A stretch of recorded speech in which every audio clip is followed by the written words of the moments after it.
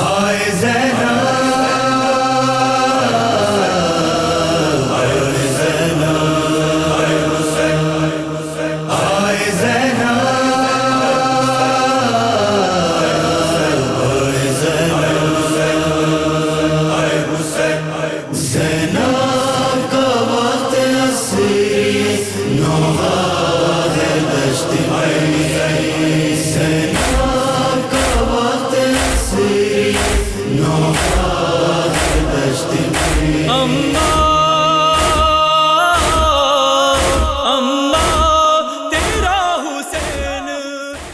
أيها الذين آمنوا صلوا عليه وسلموا تسليما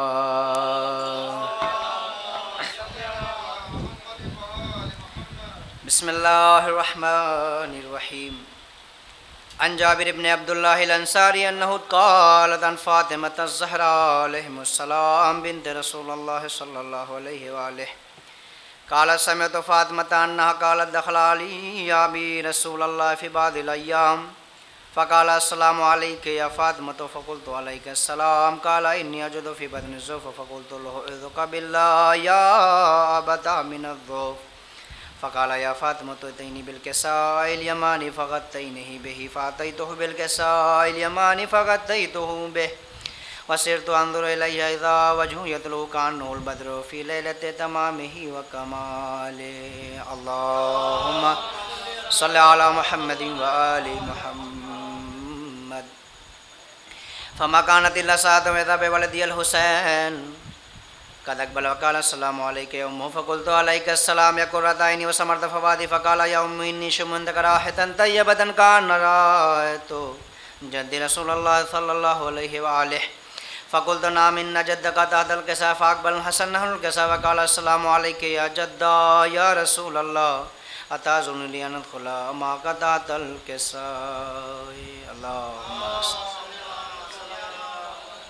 فقال عليك السلام يا ولدي يا صاحب حوضك قد لك فادخل معهم تحت الكساء فما كانت إلا ساعة وإذا بولدي الحسين قد أقبل وقال السلام عليك يا أمه فقلت عليك السلام يا ولدي يا قرة عيني وسمرت فؤادي فقال لي يا أمه إني شممت راحة طيبة كأن رأيت جد رسول الله صلى الله عليه وآله فقلت نعم إن جدك أخاك تحت الكساء فدين الحسين نحن الكساء وقال السلام عليك يا جدا السلام عليك من اختاره الله تأذن لي أن أكون معكما تحت الكساء فقال عليك السلام يا ولدي يا شافة أمتي قد أذنت لك فادخل معهما تحت الكساء الله فأقبل عند ذلك أبو الحسن علي بن أبي طالب وقال السلام عليك يا بنت رسول الله فقلت عليك السلام يا أبا الحسن يا أمير المؤمنين فقال يا فاطمة إني شممت راحة طيبة كأن رأيت أخي وابن أم رسول الله صلى الله عليه وآله فقلت نعم ما ولديك تحت الكساء فأقبل علي نحن الكساء وقال السلام عليك يا رسول الله أتأذن لي أن أكون معكما تحت الكساء قال له عليك السلام يا أخي يا وصي يا خليفة صاحب اللواء قد أذنت لك فادخل علي تحت الكساء اللهم صل وقلت السلام عليك يا أبت يا رسول الله أتأذن لي أن أكون معكما تحت وقال السلام عليك عليك السلام يا بنتي وبذاتي قد أذنت لك فادخلا تحت الكساء فلما اكتملنا جميعا تحت الكساء أخذ برسول الله بطرف الكساء أو ما بيده اليمنى إلى السماء وقال اللهم إن هؤلاء أهل بيتي وخاصتي وحامتي لحمهم لحمي ودمهم دمي يلمني ما يلمهم ويحزنني ما يحزنهم أنا حرب لمن حاربهم وسلم لمن سالمهم وعد لمن آداهم ومحب لمن أحبهم إنهم مني وأنا منهم فاجعل صلواتك وبركاتك ورحمتك وغفرانك ورضوانك علي عليهم واذهب عنهم الرجس وطهرهم تطهيرا اللهم صل على محمد فقال الله عز وجل يا ملائكتي يا سكان السماوات إني ما خلقت سمعا مبنيا ولا أرضا مدحيا ولا قمرا منيرا ولا شمسا مضيا ولا فلكا يدور ولا بحرا يجري ولا فلكا يسري إلا في محبة هؤلاء خمسة الذين هم تحت الكساء فقال آمين جبرائيل یا رب من تحت الکسائے فقال عز وجل هم اہل البیت النبوہ ومعدن الرسالہ هم فاطمۃ ابوها وبالها وبنوها اللہ. فقال جبرائیل یا رب اتعزم لي ان ابت الى الارض ليكون معهم سادسا فقال الله نعم قد اذنت لك فهبط الامين جبرائیل وقال السلام عليك يا رسول الله علی لا یکرک السلام یخصک بالتحیۃ والاکرام یقول لك عزتی وجلالی انما خلقت سمعا مبنیا ولا ارضا مدحیا ولا قمرا منیرا ولا شمسا مضیا ولا فلکا یدور ولا بحر یجری ولا فلکا یسری الا لاجلکم محبتکم قد اذنت لی ان ادخل معکما فهل تأذنوا لي یا رسول اللہ. فقال رسول اللہ علیک السلام یا امین وحی اللہ انہم نعم قد اذنت لك فادخل جبرائیل معنا تحت الکسائے.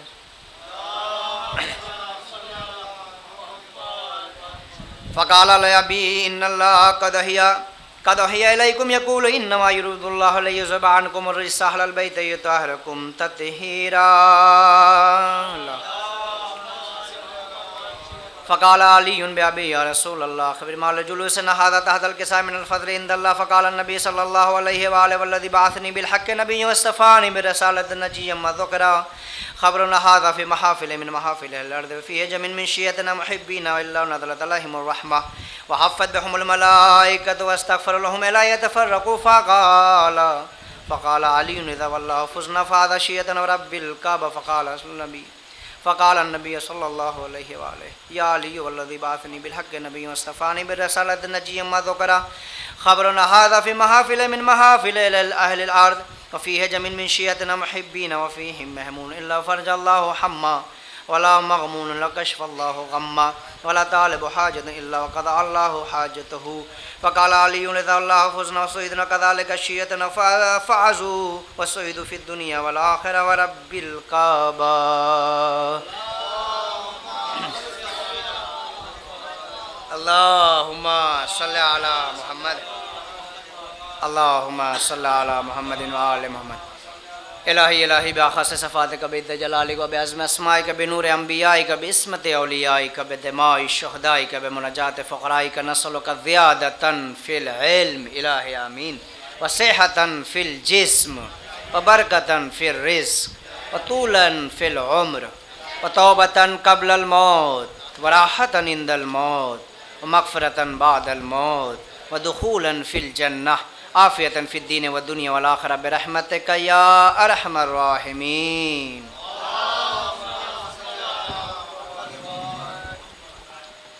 جو مومنین باہر تشریف رکھتے ہیں میں ان سے گزارش کروں گا کہ وہ اندر برائے مہربانی بھی زحمت تشریف لے آئیں، چونکہ فرش عزا کی وہ عظمت اور ہمارا عقیدہ یہی عقیدہ ہے کہ یہاں پر وہ ہستیاں آتی ہیں جو دکھائی بھی نہیں دیتی ہیں اور دکھائی وہی نہیں دیتی جو اللہ کے خاص مخلوق ہوتے ہیں. چونکہ وہ سب نوری ہیں. الگ مسئلہ ہے کہ زمین پر آنے کے بعد وہ جسمی خاکی ہیں لیکن اصل تو وہ نوری ہیں. لہٰذا یہ مجلس عزائے حسین غریب ہے. اس غم میں جو شریک ہے وہ خوش نصیب ہے. یہ مجلس عزائے حسین غریب ہے. اس غم میں جو شریک ہے وہ خوش نصیب ہے. اور جنت کی آرزو ہو تو مجلس میں آئیے. فرش عزا سے خلد بہت ہی قریب ہے. فرش عزا سے خلد. ہاں جس کے کردار پہ ہوتا ہے بھروسہ اس کو، جس کے ہماری فہرست میں بہت زیادہ شاعر یا وہ نہیں ہیں پڑھنے والے. انشاءاللہ ایک دو لوگ اشعار پڑھیں گے، اس کے بعد انشاءاللہ مرثیہ خان، اس کے بعد مولانا صاحب ممبر پہ تشریف لے جائیں گے کہ جس کے کردار پہ ہوتا ہے بھروسہ اس کو ذکر شبیر کی توفیق خدا دیتا ہے. اور یوں دیا حضرت شبیر نے بیعت کا جواب، جیسے شیشہ کوئی پتھر پہ گرا دیتا ہے، جیسے شیشہ کوئی پتھر پہ گرا دیتا ہے. انہی اشعار کے ساتھ میں جناب قاسم صاحب سے گزارش کروں گا کہ وہ آئیں اور چند اشعار جو ہے بیان فرمائیں. ایک صلوات پڑھیں میرے محمد و آل محمد. حضران گرامی ایک سے براتری صلوات پڑھیں محمد و آل محمد پر. ایک اس سے بہتر صلوات پڑھیں محمد و آل محمد. کہ جب کہیں مجلس شبیر بپا ہوتی ہے، جب کہیں مجلس شبیر بپا ہوتی ہے کون سی چیز ہے جو دل میں اتر جاتی ہے؟ جب کہیں مجلس شبیر بپا ہوتی ہے کون سی چیز ہے جو دل میں اتر جاتی ہے؟ ارے ہاتھ کاٹے تھے علمدار کے جن لوگوں نے ان کی اولاد علم دیکھ کے ڈر جاتی ہے۔ ہاتھ کاٹے تھے علمدار کے جن لوگوں نے ان کی اولاد علم دیکھ کے ڈر جاتی ہے کہ پہلا تو معجزہ یہ ہوا کربلا کے بعد، پہلا تو معجزہ یہ ہوا کربلا کے بعد، ہر آدمی کو رزق ملا کربلا کے بعد، ہر آدمی کو رزق ملا کربلا کے بعد۔ جتنا عطا کرے گا چراغ غم حسین اتنی ہی سانس لے گی ہوا کربلا کے بعد، جتنا عطا کرے گا چراغ غم حسین اتنی ہی سانس لے گی ہوا کربلا کے بعد۔ مانا یزید و شمر سے ظالم لکھے گئے، لفظوں کو بھی ملی ہے سزا کربلا کے بعد، لفظوں کو بھی ملی ہے سزا کربلا کے بعد۔ تو ٹھہرا گیا نہ ظلم سے زینب کے سامنے، چکرایا کربلا میں گرا کربلا کے بعد، ٹھہرا گیا نہ ظلم سے زینب کے سامنے، ٹھہرا گیا نہ ظلم سے زینب کے سامنے، چکرایا کربلا میں گرا کربلا کے بعد۔ چکرایا کربلا میں اگلا شے ملاحظہ فرمائے، چکرایا کربلا میں گرا کربلا کے بعد اصغر نے یوں ستم کو اپاہج بنا دیا، اصغر نے یوں ستم کو اپاہج بنا دیا، گھٹنوں کے بل بھی چل نہ سکا کربلا کے بعد، گھٹنوں کے بل بھی چل نہ سکا کربلا کے بعد۔ تاریخ نے یزید کو ڈھونڈا بہت مگر، تاریخ نے یزید کو ڈھونڈا بہت مگر زیر زمین بھی نہ ملا کربلا کے بعد، زیر زمین بھی نہ ملا کربلا کے بعد۔ یہ کائنات کتنے دنوں تک ٹکی رہے عابد سے پوچھتا ہے خدا کربلا کے بعد، یہ کائنات کتنے دنوں تک ٹکی رہے عابد سے پوچھتا ہے خدا کربلا کے بعد۔ بات پڑھے محمد۔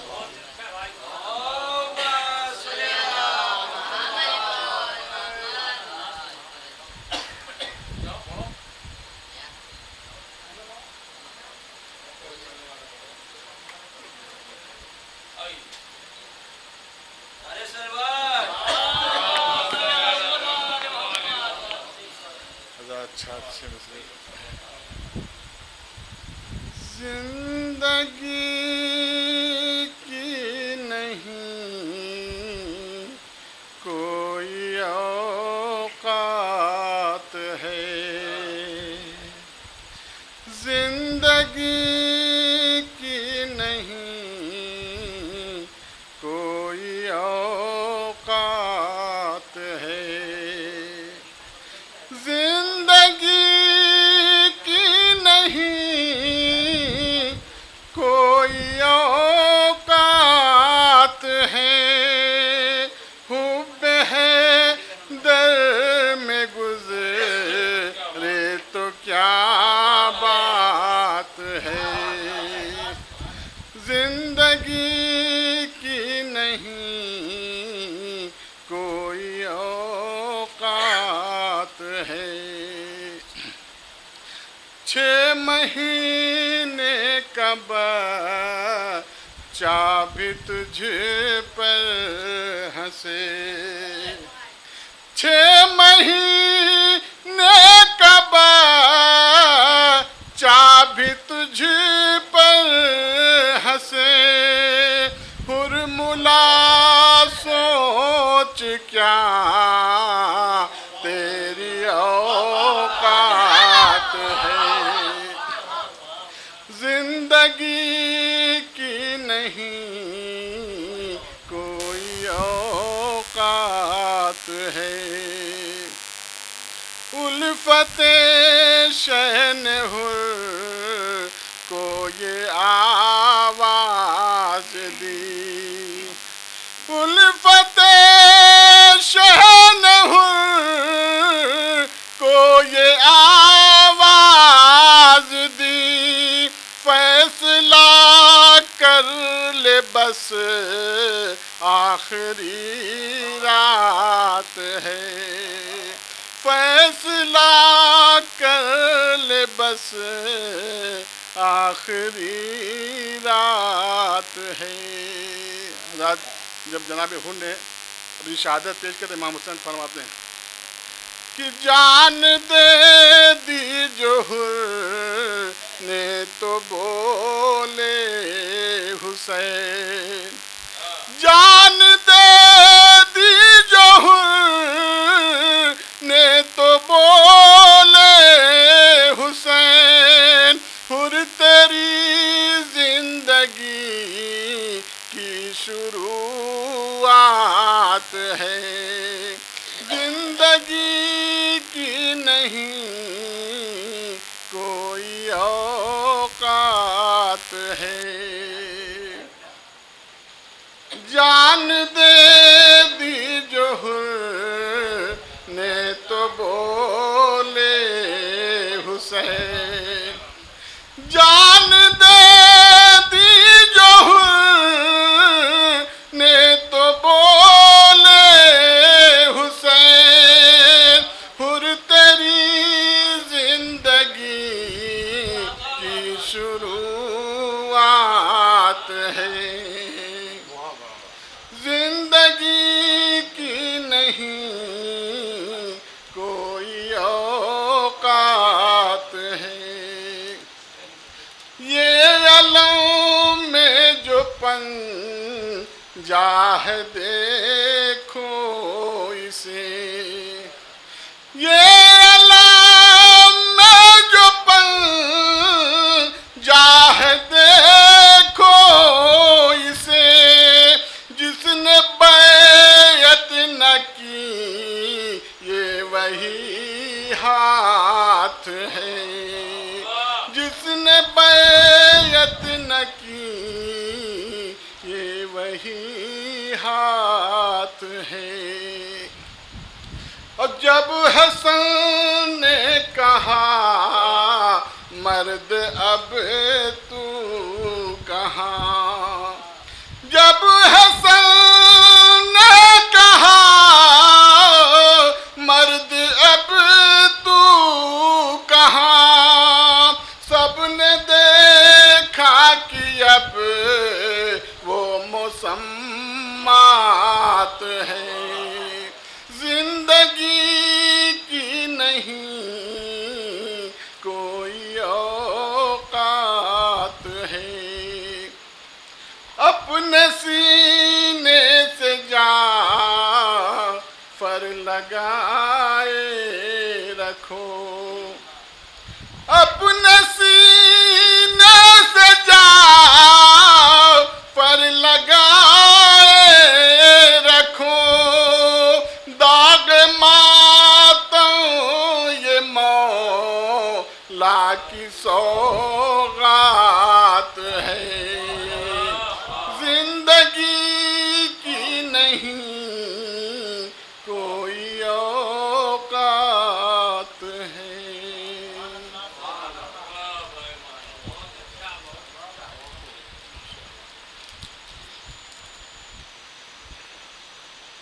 सलवात पढ़े पर मोहम्मद व आले मोहम्मद।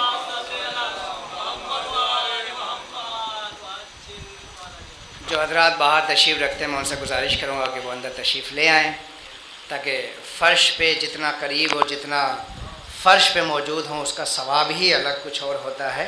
और अक्सर मौलाना जब मिंबर पे बैठते हैं तो वो अक्सर ये कहते हैं और करीब आ जाएं, और करीब आ जाएं। वो अलग मसला है कि कुरान की आयतें एक साथ तो नाजिल नहीं हुई, एक ब एक नाजिल हुई है, तो मोमिनीन भी आयतों की तरह अल्लाह की निशानी है, वो एक ब एक आते रहेंगे इंशाअल्लाह रफ्ता बरफ्ता। एक सलवात पढ़ें बर मोहम्मद वाल कि पढ़ के देखो तो करबला क्या है, वरना आँखों का फ़ायदा क्या है। पढ़ के देखो तो करबला क्या है, वरना आँखों का फ़ायदा क्या है। हाँ आलो कुरान दोनों है मौजूद, खैमे शाह में जला क्या है, खैमे शाह में क्या होता मरहब तो कुछ मज़ा आता, बोले अस्कर के हुरमुला क्या है। और सर तो नेज़े पे चढ़ के बोल उठा, सर तो नेज़े पे चढ़ के बोल उठा, शिमर हैरान है कटा क्या है, शिमर हैरान है कटा क्या है। मैं अगर कोई और सल्लमहु पढ़ना चाहते हैं तो उसके बाद बुला ले। एक सलवात पढ़े और मोहम्मद व आले मोहम्मद। चूँकि मरसिया ख़ान साहब हैं, उसके बाद इंशाअल्लाह मौलाना साहब तशरीफ़ ले जाते हैं। मैं गुजारिश करूँगा ग़ुलाम साहब से कि आए एक अशार पढ़ें, या कोई और पढ़ना चाहते हैं तो एक अशार है पढ़ने वाले पढ़ने। अरे वाह, सलवात पढ़े मेरे मोहम्मद व आले मोहम्मद। एक शेर पढ़िए उसके बाद सलवात पढ़े मोहम्मद वाले मोहम्मद।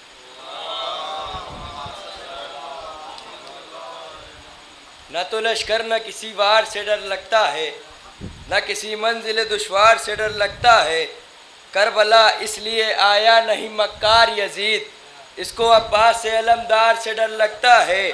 تو اس لیے قید میں مختار کو لگاتا ہے دنیا، ساری دنیا کو عزادار سے ڈر لگتا ہے، ساری دنیا کو عزادار سے ڈر لگتا ہے۔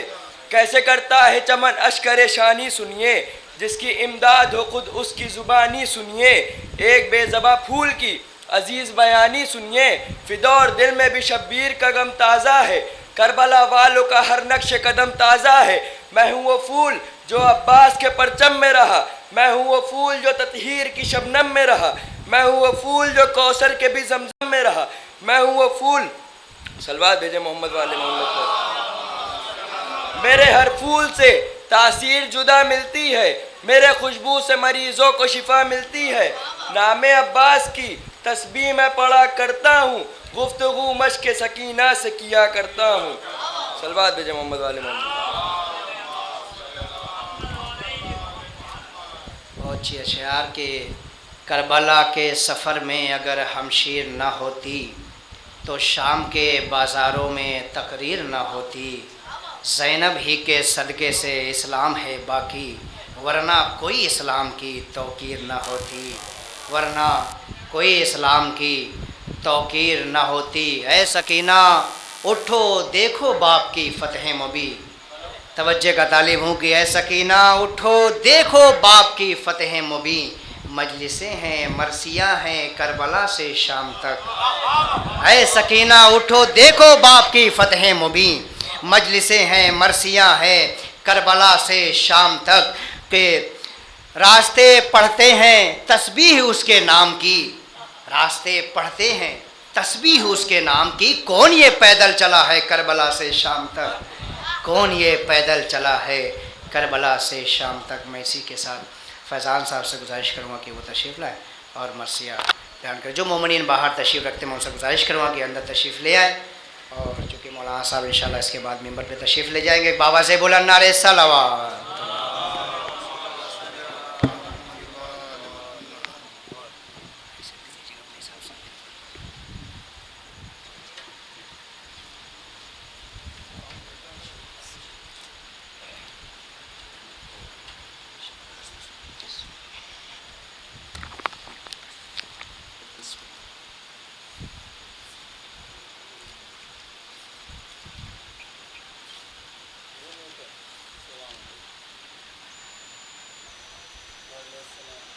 نعرہ صلوات۔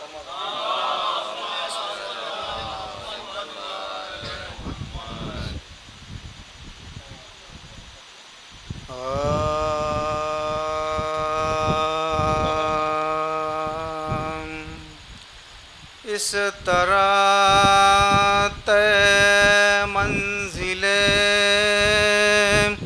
صبر و رضا زینب نے کی،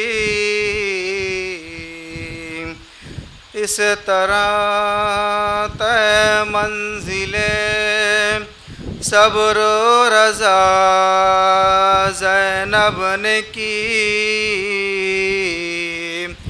بخشش امت کی ہر غم میں دعا زینب نے کی، واقعات کربلا میں رنگ دونوں نے بھرا، ابتدا شبیر نے کی، ابتدا شبیر نے کی، انتہا زینب نے کی، اس طرح نعرہ صلوات۔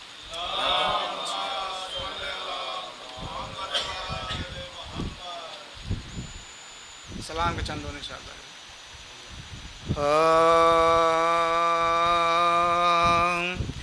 اے زمین کربلا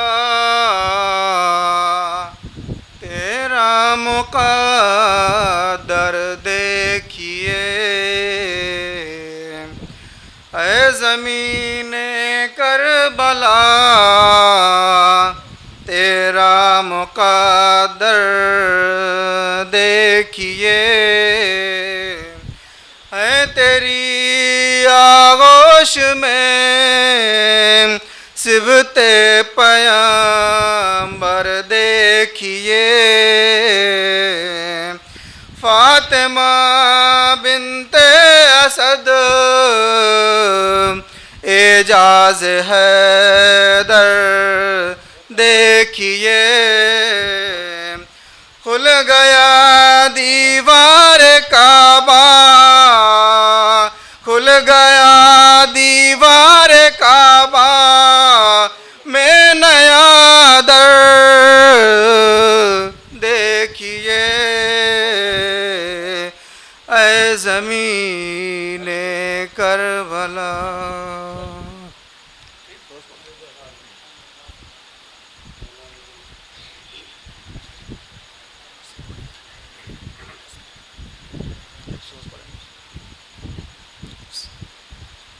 جناب علی اکبر السلام کا ایک سوچ انشاءاللہ سماعت کریں گے.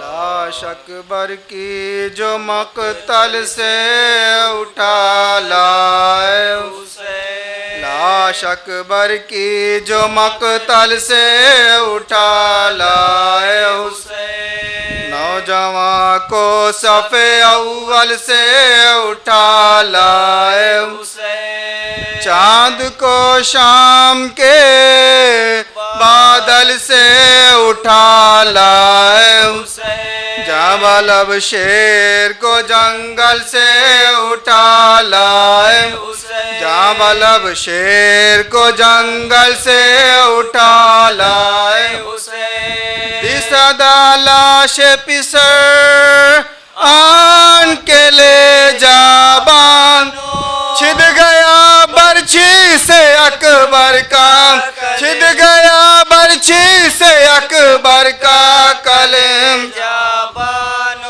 شاہ کے کاندھوں پہ دیکھا لی اکبر کو ہاتھ پھیلا کے یہ چلائی کی ہے کیا غضب ہو گیا اے بادشاہ نے راس آیا نا میرے لال کو 18 راس آیا نا میرے لال کو 18 ٹکڑے تیغوں سے بدن ہو گیا سارا کون تھا جس نے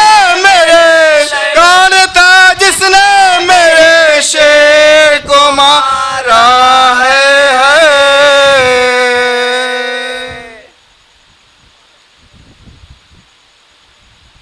ایک صلوات پڑھ دیں.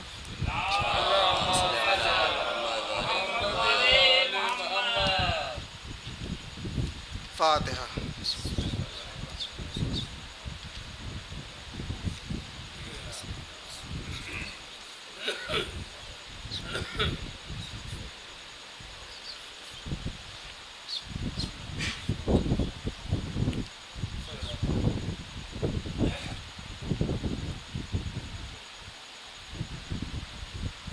جناب سکینہ کا حال کے ہمارے سے انشاءاللہ.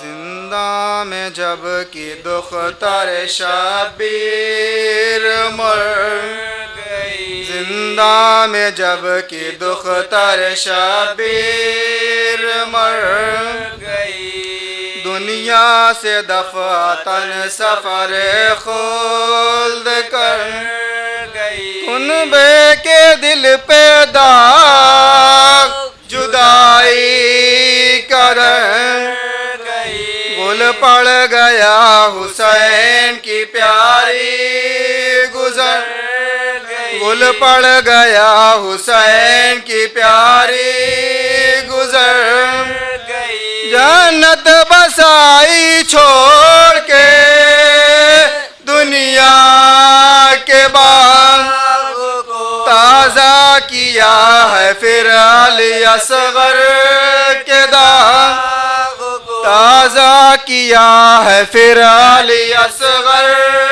کے داغ کو، بازو ہلا کے بانو ناشاد نے کہا، بی بی پدر کے سر سے اٹھاؤ تو سر ذرا، باتیں ابھی تو کرتی تھی آنسو بہا، ساکت ہے نبض ہائے غضب سر و دست پا، ساکت ہے نبض ہائے غضب سر و دست پا، منہ دیکھتی تھی زیست کا نقشہ بدل گیا، کس وقت سانس رک گئی کب دم نکل گیا، کس وقت سانس رک گئی کب دم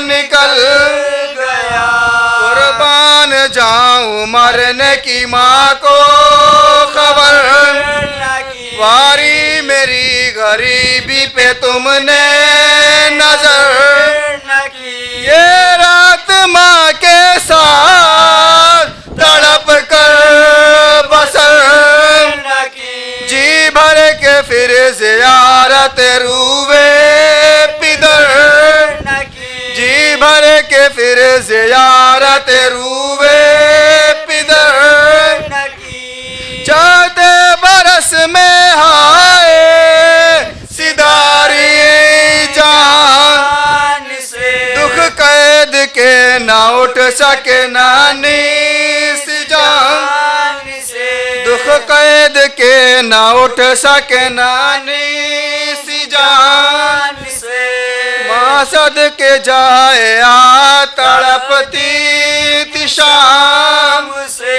روٹھی ہوئی تھی مادر ناشاد کام سے، مر کر ملی حسین علیہ السلام سے، بی بی کہو گلے ہوئے کیا کیا امام سے، بی بی کہو گلے ہوئے کیا کیا امام سے، یوں منہ کو موڑنا تو محبت سے دور ہے، قربان جاؤں ماں کا بھلا کیا قصور ہے، قربان جاؤں ماں کا بھلا کیا قصور ہے، بچی یہ ماں تجھے کدھر اب ڈھونڈنے کو جائے، پیغام رسیدہ تو نے قیامت کے دکھ چھٹ کر پدر سے گھڑکیاں کھائی تمام، باری رسن بندھی تیری گردن میں باری رسن بندھی تیری گردن میں جو سختیاں فلک سے دکھائی وہ سہے، بندے جو چھن گئے میرا منہ تک کے رہ گئی۔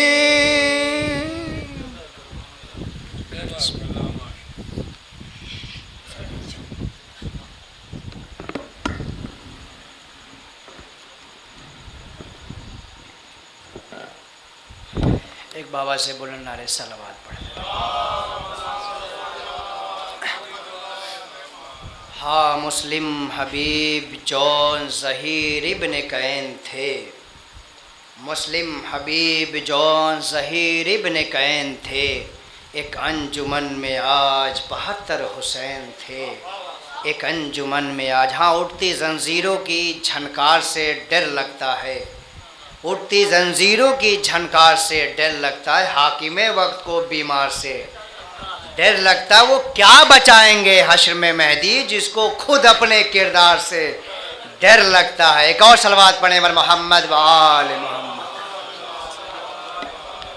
اسی کے ساتھ میں بسد احترام علی جناب مولانا سید نور الحسن صاحب قبلہ امام جمعہ مچھلی گاؤں سے گزارش کروں گا کہ افروز ممبر ہوں اور خطاب فرمائیں اور مومنین کے دل کو منور فرمائیں. ان کے بابا سے بلند مستقبال کے لیے بابا سے بلند نعرہ صلوات.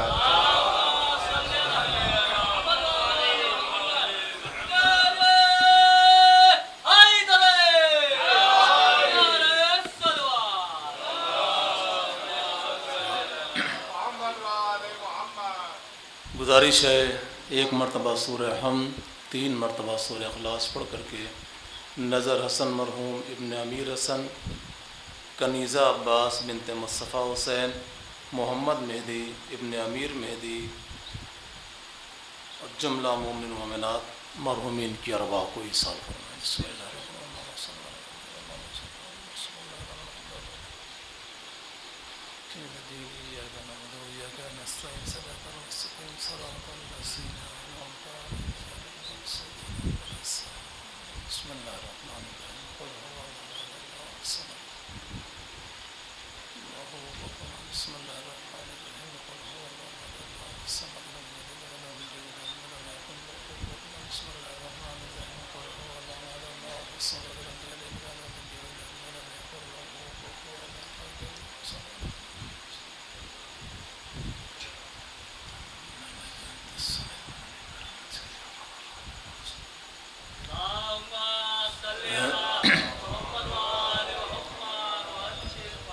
لا حول ولا قوة إلا بالله العلي العظيم.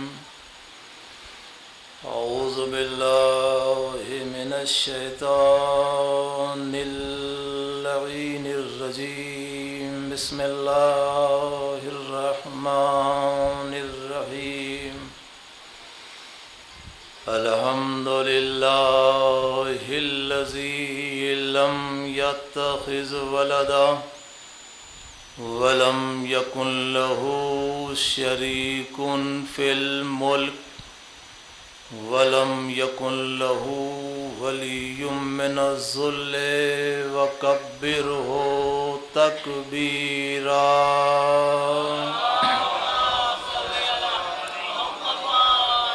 والصلاة والسلام على نبي الرحمة وإمام الأئمة وسراج الأمة ومولانا أبي القاسم محمد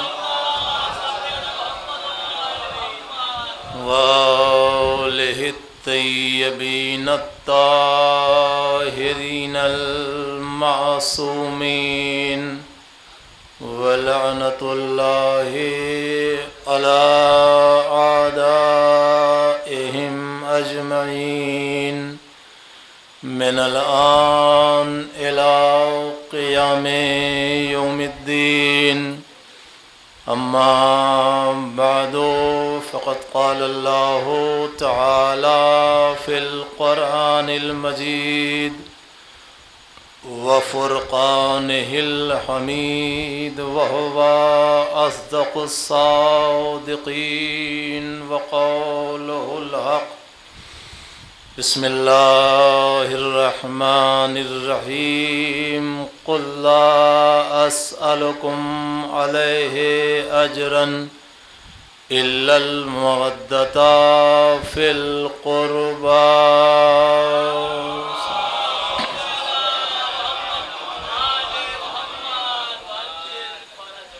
انتہائی مشہور اور مانوس مجلسی مجمع کے لیے قرآن مجید کی مجلسی آیہ کریمہ، جسے میں نے اس وقت کی مجلس کے عنوان کے طور پر آپ کی خدمت میں تلاوت کرنے کا شرف حاصل کیا ہے. آیت اتنی مشہور ہے اور اتنی مانوس ہے کہ مجلسی مجمع کے سامنے نہ اس کے ترجمے کی ضرورت ہے اور نہ ہی اس کی تفسیر کی ضرورت ہے. اور یہ آیت ایسی آیت ہے کہ جس کا حافظ پورا مجلسی مجمع ہوتا ہے۔ کچھ آیات قرآن مجید کی ایسی ہیں جو مجلس امام حسین کے طفیل میں وہ مجلسی مجمع کو حفظ ہوتی ہیں۔ انہی آیات میں سے ایک آیت جو بنا میں آئے مودت جانی اور پہچانی جاتی ہے، یہ آیت بھی ہے جو مجلسی مجمع کو باقاعدہ طور پر حفظ بھی ہے، یاد بھی ہے، ترجمہ بھی معلوم ہے اور تفسیر بھی پتہ ہے۔ مگر میں قبل اس کے کہ اپنی گفتگو کا آغاز کروں، کچھ باتیں میں اپنے بچوں کے لیے بزرگوں سے معذرت کے ساتھ اس عظمت مجلس کے حوالے سے گزارش کیا کرتا ہوں، چونکہ معاملہ یہ ہوتا ہے کہ مجلس شروع ہونے کا انتظار کم ہوتا ہے، مجلس ختم ہونے کا انتظار زیادہ ہوتا ہے۔ مگر ان بچوں کو دیکھ کر کے مجھے حوصلہ ملا کہ واقعاً ایک تو ان کی تربیت ایسی ہے کہ جس تربیت نے اس کی اہمیت کو ان کے ذہنوں میں ڈالا ہے کہ ایسی جگہوں پر ہمیں وقت سے جانا چاہیے، اور صرف جانا ہی نہیں چاہیے بلکہ جو پڑھا جائے اسے سننا بھی چاہیے۔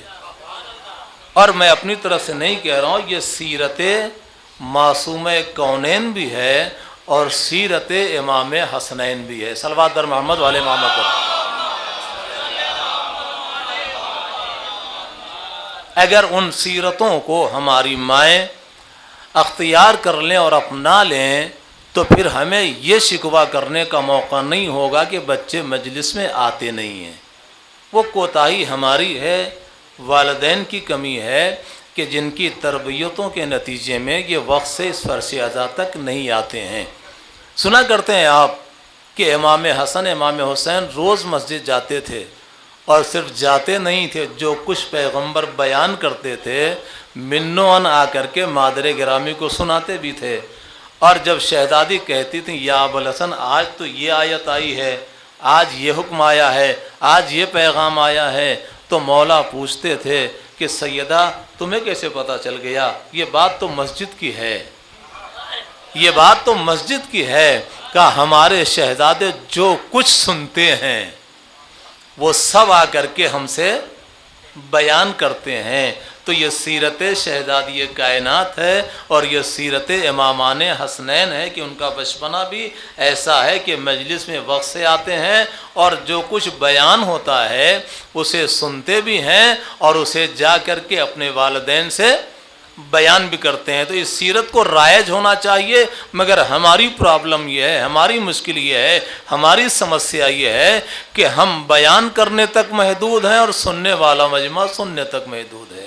مگر آپ ذرا سا اس کی عظمت کو محسوس کریں، کیا کہتے ہیں میر انیس، عظمت مجلس اور فرش عزا پر بیٹھنے والوں کا کیا مرتبہ ہے۔ بالکل انسانی مزاج اور انسانی نیچر کے مطابق وہ فرماتے ہیں کہ ان میں جو مسن ہیں وہ پیمبر کے ہیں مہمان۔ دیکھیے انسانی مزاج اور انسانی نیچر یہ ہے کہ یہ ہمیشہ بڑی جگہ مہمان ہونا زیادہ پسند کرتا ہے، اور اگر بڑی جگہ سے اور بڑے گھر سے کوئی دعوت نامہ آ گیا ہے تو اسے بہت محفوظ رکھا جاتا ہے تاکہ موقع بموقع دکھایا جا سکے کہ آپ کو پتہ نہیں کہ ہمارا دعوت نامہ کہاں سے آیا ہے۔ یعنی یہ ہمارا مزاج ہے کہ اگر بڑی جگہ مہمان ہو گئے تو اسے سماج میں فخریہ بیان کرتے ہیں، فخریہ بیان کرتے ہیں کہ آج ہم وی آئی پی میں تھے، وی آئی پیز میں تھے۔ تو یہ ہمارا مزاج ہے، یہ ہمارا نیچر ہے، اور اسی نیچر اور اسی مزاج کے مطابق روایات کے پس منظر میں میر صاحب فرماتے ہیں کہ ان میں جو مسن ہیں وہ پیمبر کے ہیں مہمان۔ مطلب کیا؟ جو سینئر سٹیزن ہیں، جو ہمارے بزرگ ہیں، میر صاحب کہتے ہیں وہ پیمبر کے ہیں مہمان، وہ پیمبر کے ہیں مہمان۔ جو متوسط ہیں وہ حیدر کے ہیں مہمان۔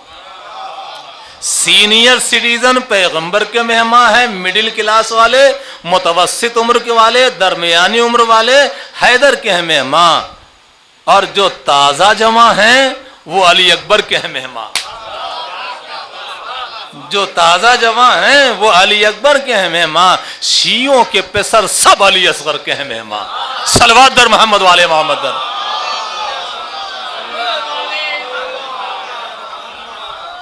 تو اب اتنی باتیں سننے کے بعد یہ بات تو کہی جا سکتی ہے نا، یہ ہمارے لیے قابل فخر ہے نا کہ ہم مجلس سے نکل کر کے اس بات کو بیان کر سکتے ہیں کہ پتہ نہیں ہے کہ آج ہم کس کے مہمان تھے. نہیں، ہم تو صرف جانتے ہیں کہ بانی مجلس کے مہمان ہے یہ مجلسی مجمع، مگر ایسا نہیں ہے. روایات کے پس منظر میں یہ فرش مجلس پر بیٹھنے والا، یہ مجلس امام حسین میں شرکت کرنے والا مجمع، یہ معصومین کا مہمان ہے. اور معصومین اس دنیا، کائنات اور آخرت کے ایسے بڑے ہیں کہ جن سے بڑا کوئی پیدا ہی نہیں ہوا ہے. صلوات بر محمد والے محمد. لہذا ہمیں ان مواقعوں کو گنوانا نہیں چاہیے. مجلس سے اٹھ کے آپ باہر جائیں اور پورے چیلنج کے ساتھ کہیں کہ میں آج پیغمبر کے پہلو میں بیٹھ کر آ رہا ہوں، میں آج مولا کے پہلو میں بیٹھ کر آ رہا ہوں، مجھے آج معصومین کے ساتھ بیٹھنے کا شرف حاصل ہوا ہے. کائنات میں یہ جگہ، یہ مقام، یہ منزلت، یہ مرتبہ آپ کو کہیں نہیں ملے گا. اگر ملے گا تو فرش عزائے امام حسین پر ملے گا. صلوات در محمد والے محمد.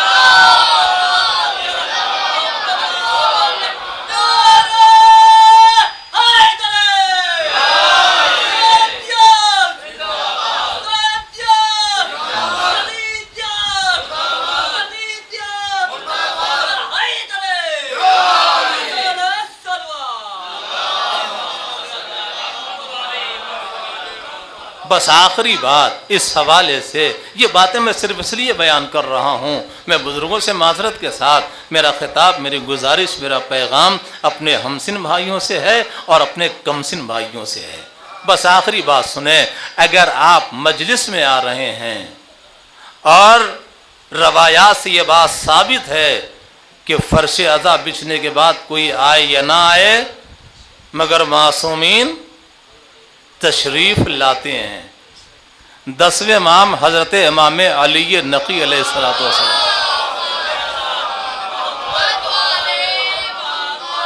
سنیں، مجلس ہے کیا؟ جسے ہم نے ایک روایت بنا لیا ہے، جسے ہم نے ایک ٹریڈیشن بنا لیا ہے، جسے ہم نے ایک رواج بنا لیا ہے، جسے ہم نے ایک رسم بنا لیا ہے. مگر عظمت مجلس کو محسوس کریں.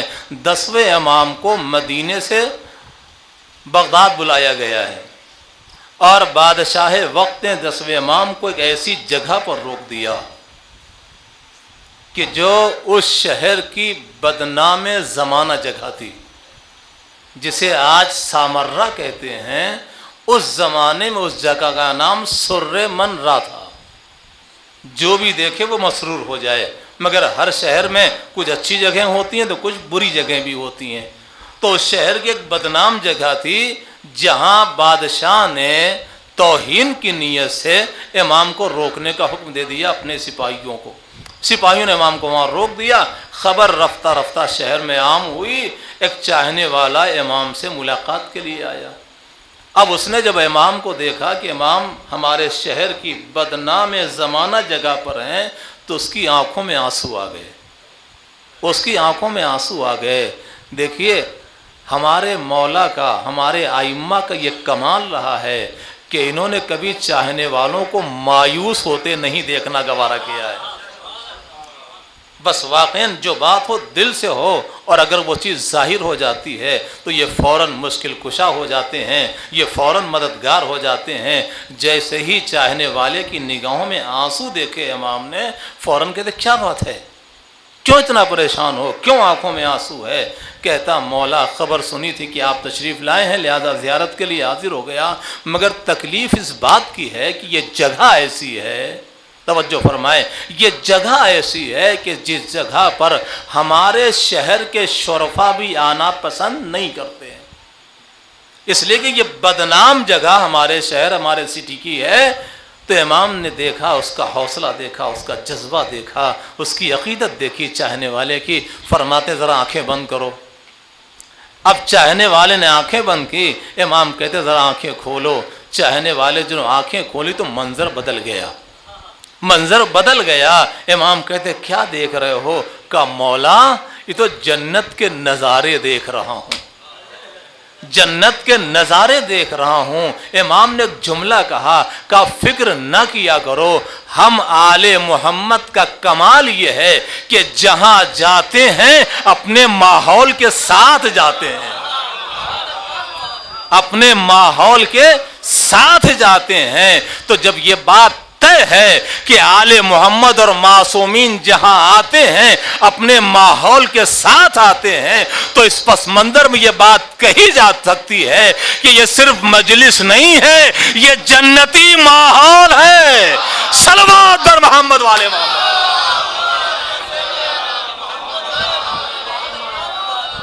तो ये फर्श अज़ाए इमाम हुसैन पर बैठने वाला मजमा किसी के घर में नहीं बैठा है, किसी कालीन पर नहीं बैठा है, किसी फर्श में नहीं बैठा है, ये मजमा जन्नत में बैठा है, ये मजमा जन्नत में बैठा है। मैं ये बात खिताबत में नहीं कह रहा हूँ, मैं ये बात रवायात के पस मंज़र में कह रहा हूँ, जज्बाती होकर के कोई बात करने का आदी नहीं हूँ। ये मजमा जन्नत में बैठा हुआ है। बस एक और दलील सुन लें फिर मैं अपने गुफ्तगू को आगे बढ़ाऊं। ये मजमा जन्नत में बैठा हुआ है। पैगंबर की मशहूर हदीस है, अल जन्नतो तहता अक़दाम उम्महात, तुम्हारी जन्नतें तुम्हारी माओ के कदम के नीचे है ना, सुना करते हैं आप, मैं कोई नई बात तो नहीं पढ़ रहा हूं। तुम्हारी जन्नत तुम्हारी माओ के कदमों के नीचे है। हमारी जन्नत कहाँ? जहाँ हमारी माँ के कदम। तो जब हमारी जन्नत हमारी माओ के कदम के नीचे है, तो जहाँ जवानाने जन्नत के सरदार की माँ के कदम हो, सलवात बर मोहम्मद वाले मोहम्मद पर।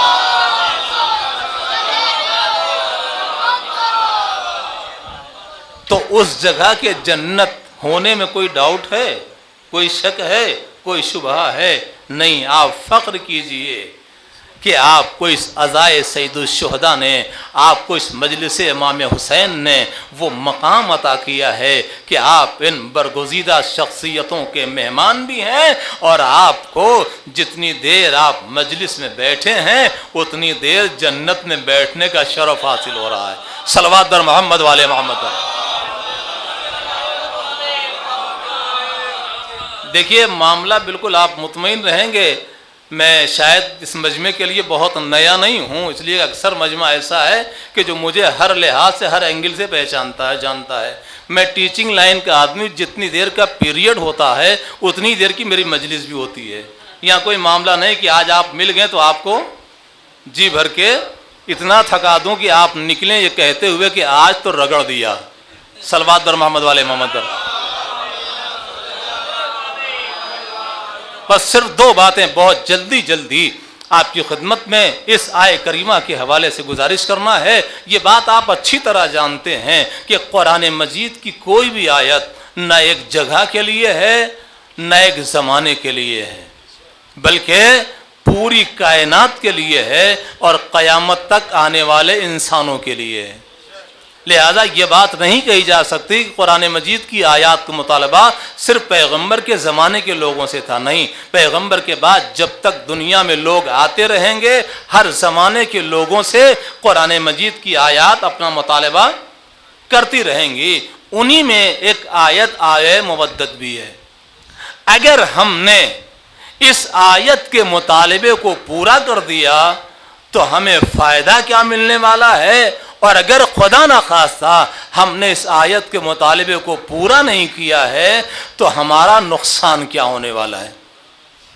तो बहुत तफसील तलब मौजू है, मगर एक नुकसान और एक फ़ायदा आप सिर्फ मुलाहजा करें आज की इस मजलिस के ज़रिए से, और इंशाअल्लाह मजलिस मुकम्मल हो जाएगी।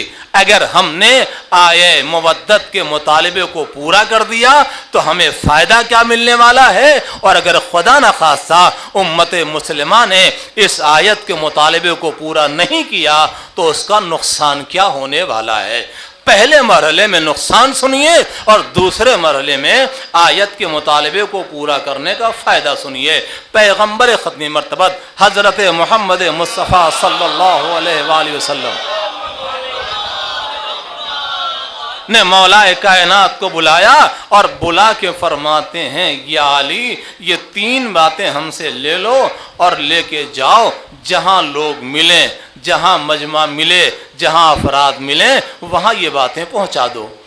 مولا کائنات نے وہ 3 باتیں پیغمبر سے لیں اور لے کر بزم رسالت سے نکلے، جہاں مجمع ملا، جہاں لوگ ملے وہاں مولا نے ایھا الناس کہہ کے خطاب کیا، ایھا الناس کہہ کے خطاب کیا۔ جب مولا نے ایھا الناس کہہ کے خطاب کیا تو مجمع مولا کی طرف متوجہ ہوا۔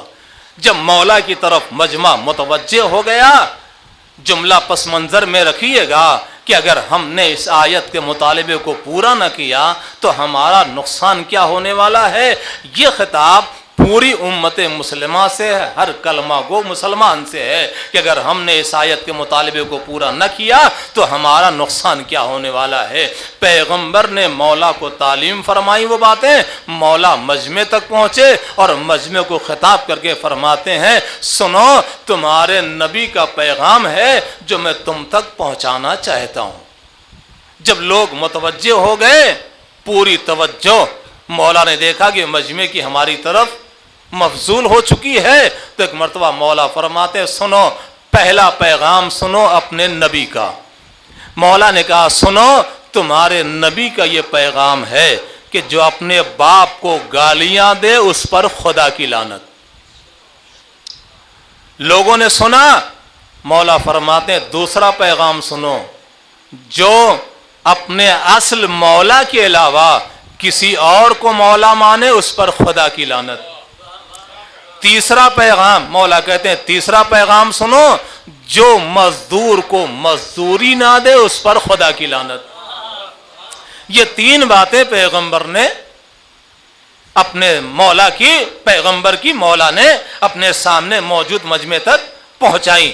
اب یہ چیز آپ اچھی طرح جانتے ہیں کہ مجلسوں میں بھی کبھی کبھی ایسا ہوتا ہے اگر کوئی بات کسی پر چپک جاتی ہے اور جب اسے لوگ چھیڑتے ہیں تو کہتا یہ بات تو ہماری سمجھ میں نہیں آئی، یعنی جو اپنے خلاف بات ہوتی ہے اس کے لیے فوراً آدمی کہتا ہے اس میں تو ہماری مولانا کی کوئی بات سمجھ میں نہیں آئی، اور اگر اپنے فیور کی بات ہے تو اس کو پورے مجمع سے زیادہ وہ سمجھ بیٹھتا ہے۔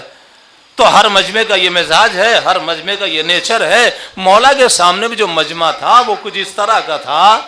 اچھا دیکھیں یہ بھی فطری طور پر ہو جاتا ہے، بات کسی کے لیے کہی نہیں جاتی ہے، ایک عام بات ہوتی ہے مگر کہیں جا کر کے فٹ ہو جاتی ہے، تو اب وہ پڑھنے والا تو نہیں جانتا ہے مگر چونکہ مجمع و مقامی ہوتا لہذا وہ طے کر لیتا کہ بات کہاں جا رہی ہے، اور پھر وہ بعد میں کہنے لگتا کہ آج تو نشانے پہ بہت صحیح لیا مولانا نے، جبکہ ایسا ہوتا نہیں۔ مولانا ایک کامن بات کہتے ہیں، ایک عام ایک جنرل بات کہتے ہیں، اب وہ کہیں جا کے لگ جائے وہ الگ بات ہے۔ مولا نے جب یہ باتیں کہیں تو بہت لوگوں نے سمجھا بھی، مگر اسی مجمع سے کچھ لوگ ایسے تھے جو نہ سمجھ کر بن کر کے مولا کے پاس آ گئے اور آگے کہنے لگے یا علی آپ نے یہ 3 باتیں ہم تک پہنچائی ہیں ان میں سے ایک بات بھی ہماری سمجھ میں نہیں آئی،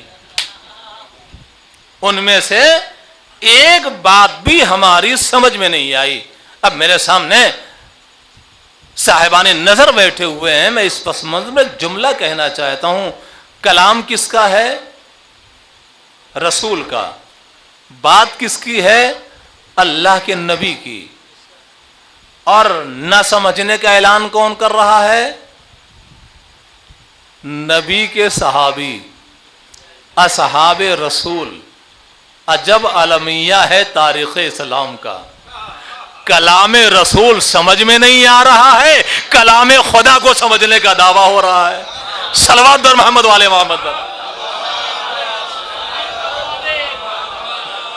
دیکھ رہے المیہ، دیکھیے کلام رسول بغیر تفسیر کے سمجھ میں نہیں آ رہا ہے، اور کلام خدا حسبنا کتاب اللہ کی شکل میں دعویٰ ہو رہا ہے کہ ہمیں اللہ کی کتاب کافی ہے۔ اب جب لوگوں نے آ کے کہا یا علی ان میں سے ایک بات بھی ہماری سمجھ میں نہیں آئی، تو ہماری سمجھ کے لحاظ سے تو ہونا یہ چاہیے تھا کہ مولا کو سمجھا دینا چاہیے تھا، اس لیے کہ مولا کے پاس ہر وہ طریقے تھے، اور سارے وسائل تھے کہ جن سے انہیں سمجھایا جا سکتا تھا، مگر اب یہ حکمت تو معصوم بہتر جانے۔ مولا نے کہا اچھا اگر نہیں سمجھ میں آیا ہے تو بہتر یہ ہے کہ اسی سے جا کے سمجھ لو جس کی یہ باتیں ہیں، جس کا یہ پیغام ہے، جس کا یہ کلام ہے۔ اب اتنا کہہ دینے کے بعد سوال کرنے والوں کے پاس کوئی عذر بچا نہیں تھا، کوئی عذر بچا نہیں تھا۔ لہذا جب مولا نے اشارہ کر دیا کہ بہتر یہ ہے کہ آپ اسی سے جا کے سمجھ لو جس کی یہ باتیں ہیں، تب اس کے علاوہ تو کوئی راستہ تھا نہیں کہ وہ پیغمبر کے پاس آئیں اور پیغمبر سے وہ باتیں سمجھیں کہ آپ نے کیا کہنا چاہا ہے۔ لہذا اب وہ بیچارے چلے، اب وہ چلے، وہ لوگ کہاں کے لیے؟ پیغمبر کے پاس آنے کے لیے۔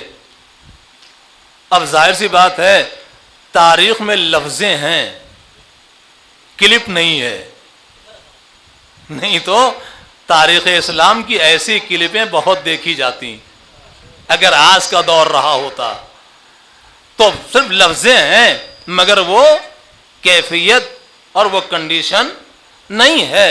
اب یہ تو بیان کرنے والے کے اپنے فن پر ہوتا ہے، اور وہ بھی خطبہ کے پاس وہ فن ہوتا ہے کہ جو ایسا بیان کر دیتے ہیں کہ لوگ محسوس کر لیتے ہیں کہ ہاں حالت کیا رہی ہوگی۔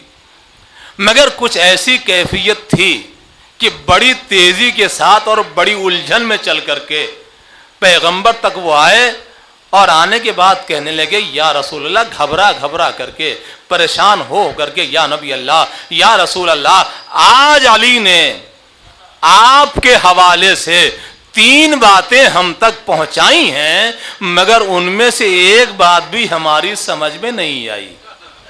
اب مجھے نہیں معلوم کہ پیغمبر نے 3 باتیں کیوں کہیں، اور یہ 3 لوگ ہی کیوں آئے سمجھنے کے لیے۔ صلوات در محمد والے محمد پر۔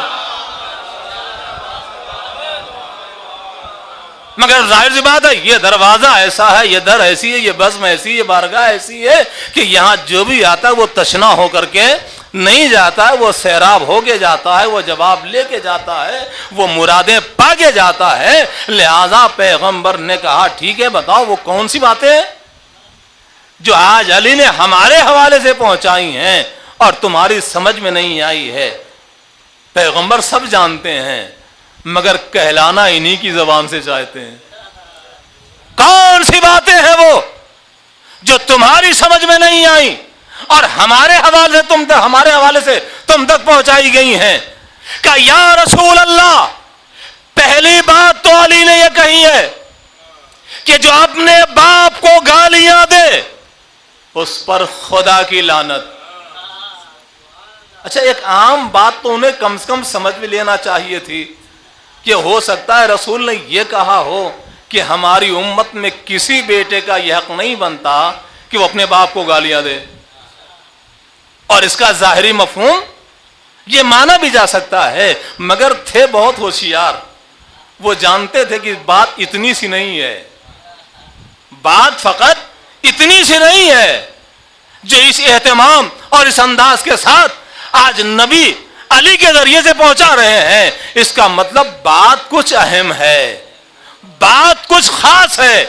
یا رسول اللہ، آپ نے کیا کہنا چاہا ہے یہ ہمیں سمجھنا ہے، یہ ہمیں معلوم کرنا ہے۔ پیغمبر کہتے ہیں یہی بات تمہاری سمجھ میں نہیں آئی کہ جو اپنے باپ کو گالیاں دے اس پر خدا کی لعنت۔ یا رسول اللہ مطلب کیا ہے؟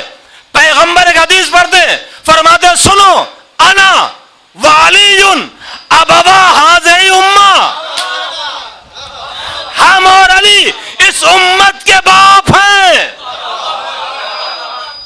اب ہمیں کوئی گالی دے یا علی کو کوئی برا کہے، نہ ہمارا بگڑے گا نہ علی کا بگڑے گا، برا کہنے والا خود ہی لعنت اللہ ہو جائے گا۔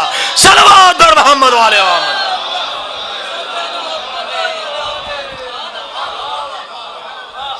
اب جو اتنی خطرناک تفسیر اس کلام رسول کی سنی، تو فوراً ہی 50% بیٹری ڈسچارج ہو گئی, ایک دم ٹھنڈے پڑ گئے. ارے باپ رے باپ, نہ ان کا بگڑے گا نہ علی کا بگڑے گا, اور برا بھلا کہنے والا وہ خود ہی لعنت اللہ ہو جائے گا.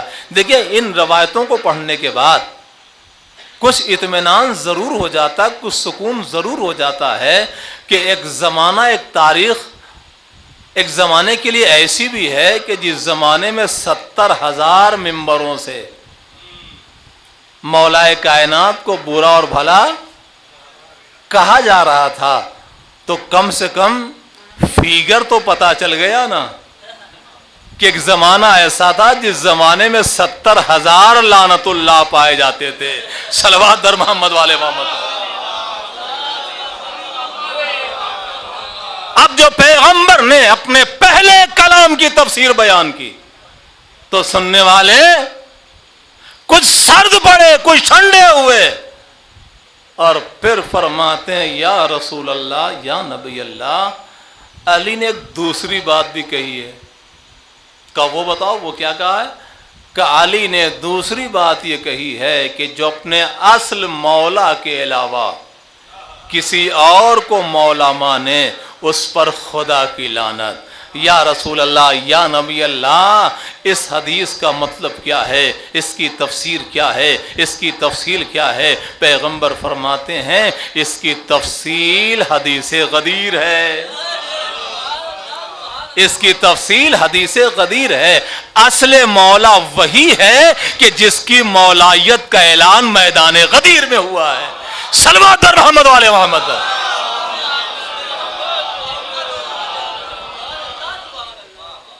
اور اب انہوں نے دو باتوں کی تفسیر ان تک پہنچ گئی, یہ ٹھنڈے ہوتے چلے گئے اور فرماتے ہیں, کہتے ہیں کہ یا رسول اللہ, علی نے ایک آخری بات اور بھی آپ کے حوالے سے بیان کی ہے, اور فرمایا ہے کہ جو مزدور کو مزدوری نہ دے اس پر خدا کی لعنت.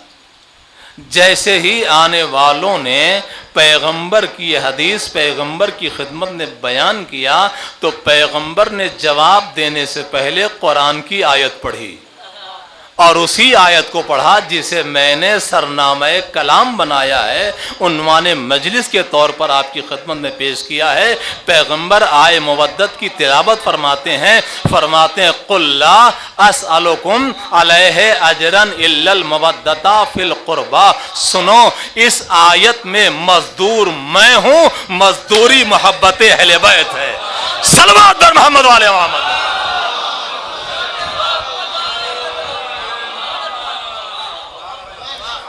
اس آئے کریمہ میں مزدور میں ہوں, مزدوری مودت اہل بیت ہے. جو مزدور کو مزدوری نہ دے اس پر خدا کی لعنت. آیہ مودت کے مطالبے کو نہ پورا کرنا ہمیں لعنت اللہ کی کیٹیگری میں پہنچا دیتا ہے. لہذا اگر لعنت اللہ سے بچنا ہے تو دشمنی اہل بیت سو چھوڑو اور محبت اہل بیت کے راستے پہ آ جاؤ تاکہ تم دنیا میں رحمت اللہ کہے جانے لگو. صلوات در محمد والے محمد.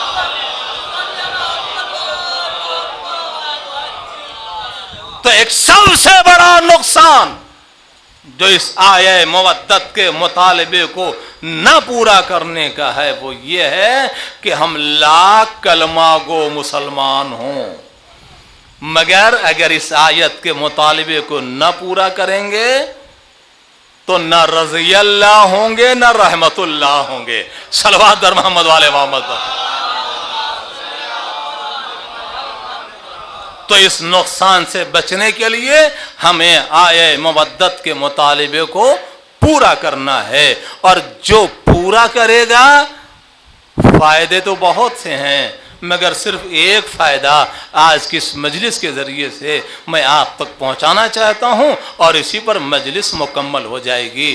ایک فائدہ کیا ہے, جہاں بھی اس آیہ مودت کے مطالبے کو پورا کیا جاتا ہے وہاں وقت کے ظالم سے خوف ختم ہو جاتا ہے. صلوات در محمد والے محمد. نہیں، میں لفظیں بدل دوں تاکہ بات پوری آپ تک پہنچ جائے. جہاں بھی آئے مودت کے مطالبے کو پورا کیا جاتا ہے وہاں سپر پاور سے ڈرنا سوال ہی نہیں ہوتا. وہاں سپر پاور کو سپر پاور سمجھا ہی نہیں جاتا ہے. صلوات در محمد والے محمد پر. بس اسی جملے کی تفصیل اور اسی کی تفسیر کے لیے میں تاریخ سے آپ کو دلائل پیش کر دوں تاکہ بات مکمل ہو جائے. جہاں بھی آئے مودت کے مطالبے کو پورا کیا جاتا ہے وہاں نہ ظالم کا خوف ہوتا ہے اور نہ سپر پاور کا ڈر ہوتا ہے. وہاں کسی طرح کا کوئی خوف نہیں ہوتا ہے. حجاج ابن یوسف کا زمانہ ہے. شہادت مولا کائنات امیر المومنین حضرت علی ابن ابی طالب علیہ الصلوۃ والسلام کے بعد جب ماحول بہت خراب ہوا، حالات بہت خراب ہوئے، تو مولا کے دو چاہنے والے جناب قمبر اور جناب کمیل، انہوں نے عراق کے علاقے کو چھوڑ دیا. اس لیے کہ زمانہ مولا کی شہادت کے بعد بد سے بدتر ہوتا جا رہا تھا. تو یہ جب علاقہ چھوڑ کر چلے گئے اور یہ ملعون آیا تو اس نے ان کی تلاش شروع کر دی، دونوں کی، جناب قمبر اور جناب کمیل. جب یہ ڈھونڈے جانے لگے اور پورے اس عرب کے علاقے میں نہیں ملے، عراق کے پورے علاقے میں نہیں ملے، تو اس نے یہ اعلان کر دیا کہ اگر یہ دونوں نہیں ملتے ہیں تو ان کے گھروں کو مسمار کر دو اور ان کے ورثہ کو گرفتار کر لو. دیکھیے ہر زمانے کے ظالم حکمراں کا طریقہ کار یہی رہا ہے کہ وہ اپنے ظلم کو آخری حد یہی قرار دیتا ہے کہ اگر نہ ملیں تو گھر گرا دو اور گھر والوں کو قیدی بنا لو. تو یہ طریقہ کار ہر زمانے کے حجاج جیسی صفت رہنے والے حکمرانوں کا ہوتا ہے. لہذا جناب کمیل اور جناب قمبر کے لیے بھی حجاج ملعون نے یہ اعلان کرا دیا. اب جیسے ہی یہ اعلان ہوا اور یہ خبر چونکہ لوگ ایران کے علاقے میں آ گئے تھے، لہذا جب یہ خبر ان لوگوں تک پہنچی تو ان دونوں نے یہ طے کیا کہ یہ مناسب نہیں ہے کہ ہماری وجہ سے کوئی اور پریشان کیا جائے. دیکھیے آپ محبان اہل بیت کا طریقہ کار کیا ہوتا ہے. جہاں یہ مودت اور یہ محبت موجزن ہوتی ہے ان کی زندگی کا انداز کیا ہوتا ہے. کبھی بھی محب اہل بیت یہ نہیں چاہتا کہ ہماری وجہ سے کوئی دوسرا پریشان ہو. اس کا مطلب یہ ہے کہ محب اہل بیت خود غرض نہیں ہوتا ہے، خود غرض یہ نہیں ہوتا ہے. لہذا ان دونوں نے یہ طے کیا کہ ہمیں اب وہاں چلنا چاہیے تاکہ ہماری وجہ سے دوسرے نہ پریشان کیے جائیں. لہذا یہ دونوں خود ہی حجاج کے سامنے حاضر ہو جاتے ہیں. جہاں مودت ہوتی ہے، جہاں محبت اہل بیت ہوتی ہے، جہاں آئے مودت کے تقاضے کو پورا کیا جاتا ہے، وہاں نہ ظالم کا خوف ہوتا ہے نہ سپر پاور کی ڈر ہوتی ہے. یہ دونوں اطمینان کے ساتھ حجاج کے سامنے آ گئے. اور ظاہر سی بات ہے جنہیں ڈھونڈوا رہا تھا جب وہ آسانی سے مل گئے تو کیا کرے گا؟ دشمن کا آخری حربہ کیا ہے کہ سوائے اس کے کہ انہیں مار دے، موت کے گھاٹ اتار دے. لہذا حجاج نے جناب قمبر سے پوچھا نہ ظالم کا خوف ہوتا ہے نہ سپر پاور کا ڈر ہوتا ہے، اور ہمیشہ علی والا حق کہتا بھی ہے اور حق کا ساتھ دیتا بھی ہے. یہ شعار ہمیشہ علی والوں کا رہا ہے. لہذا پہلا سوال جناب قمبر سے حجاج ابن یوسف نے یہ کیا کہ بتاؤ قمبر تم اپنے مولا کی کیا خدمت کرتے تھے؟ تم اپنے مولا کی کیا خدمت کرتے تھے؟ جیسے ہی حجاج نے کہا دیکھیے خدمات کی کمی نہیں تھی. جب نوکر ہی تھے، جب غلام ہی تھے تو بہت ساری خدمات تھیں جسے جناب قمبر بیان کر سکتے تھے، مگر علی کا چاہنے والا لاشعور نہیں ہوتا ہے، صاحب شعور ہوتا ہے، عقل مند اور ہوش مند ہوتا ہے۔ لہذا حجاج نے کہا کہ تم اپنے مولا کی کیا خدمت کرتے تھے؟ تو جناب قمبر نے ساری خدمتوں کو بھلا دیا، کہا سنو تم یہ پوچھ رہے ہو کہ میں اپنے مولا کی کیا خدمت کرتا تھا، چونکہ سوال اور جواب دربار میں ہو رہا ہے، دربار کی ہر کارروائی لکھی جاتی ہے اور وہی کارروائی اتہاس، ہسٹری اور تاریخ بنتی ہے۔ لہذا جناب قمبر نے ان باتوں کو لحاظ رکھا کہ آج جو بھی جواب دوں گا وہی تاریخ بن جائے گا، وہی اتہاس بن جائے گا، وہی ہسٹری بن جائے گی جو بھی آج بیان ہوگا۔ لہذا جناب قمبر نے اپنی ساری خدمتوں کو فراموش کیا اور فرماتے ہیں کہ میں اپنے مولا کے لیے وضو کے واسطے پانی رکھتا تھا۔ اب ذرا سا اس جواب کی گہرائی اور گہرائی کو محسوس کریں کہ ساری خدمات کو چھوڑ کر کے جناب قمبر نے یہ کیوں کہا کہ میں اپنے مولا کے لیے وضو کے واسطے پانی رکھتا تھا؟ اس لیے کہا کہ ایک دربار ایسا بھی تھا کہ جس دربار کے ذریعے سے علی کے قتل کی خبر عام کی گئی تھی تو دنیا نے یہی پوچھا تھا کہ علی مسجد میں کس لیے گئے تھے، علی مسجد میں کس لیے گئے تھے۔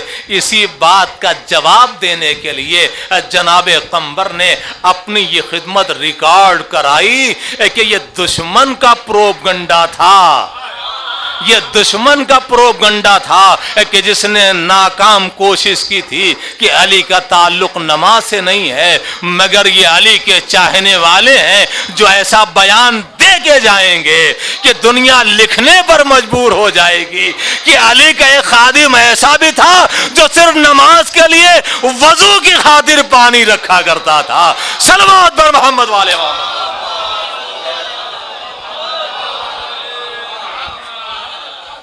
دیکھیے ہم یہ باتیں بڑی آسانی کے ساتھ سن لیتے ہیں، مگر اسے آپ محسوس کیجئے کہ اگر آج کے تھانے میں جا کے آپ کو کوئی بیان دینا ہو تو شبد ٹھیک سے زبان پر نہیں آتے، زبان لکنت کرتی ہے، لڑبڑانے لگتی ہے، الفاظ صاف نہیں نکلتے ہم سے۔ کیوں؟ اس لیے کہ ایسا خوف ہوتا ہے حکومت کے سپاہیوں کا۔ واقعاً وہ کیسے چاہنے والے تھے کہ جنہوں نے سپاہیوں کے سامنے نہیں حاکموں کے سامنے ان کی آنکھوں میں آنکھیں ڈال کے گفتگو کی ہیں اور بالکل اطمینان کے ساتھ اپنا یہ جواب ریکارڈ کرایا کا لکھو میں اپنے مولا کے واسطے وضو کی خاطر پانی رکھا کرتا تھا۔ یہ جواب لکھ دیا گیا دربار کی کارروائی میں اور حاکم کے لیے بہت ہی ناگوار خاطر ہوا کہ جس چیز کا پروپگنڈا ہم آج تک کرتے آ رہے تھے اس پورے پروپگنڈے کی ہوا ایک جواب میں اس علی والے نے نکال دی اور حقیقت کو دنیا کے سامنے لا دیا۔ اور اسی بوکھلاہٹ میں اور اسی غصے میں کہتا ہے جناب قمبر سے کہ قمبر بتاؤ تم مرنا کیسے چاہتے ہو، قمبر تم مرنا کیسے چاہتے ہو۔ جناب قمبر نے بالکل اطمینان کے ساتھ، بالکل سکون کے ساتھ اور اس اعلان کے ساتھ کہ علی والے نہ ظالم سے ڈرتے ہیں اور نہ علی والے اپنے بیان کو بدلتے ہیں، فرماتے ہیں جناب قمبر کیا پوچھ رہا ہے کہ تم مرنا کیسے چاہتے ہو؟ تو سن حجاج، جیسے کل تو ہمارے ہاتھوں مرنا چاہتا ہے ویسے ہی آج تو ہمیں اپنے ہاتھوں سے مار دے۔ دیکھیے اس جواب نے قیامت تک کے آنے والے علی والوں کو مطمئن کر دیا کہ ظالم کی موت کی دھمکی سے کبھی ڈرنا نہیں، इस बात का इत्मीनान रखना, जैसे आज तुम्हें ये मार रहे हैं कल तुम्हें भी मौका मिलेगा। सलवात दर मोहम्मद वाले मोहम्मद।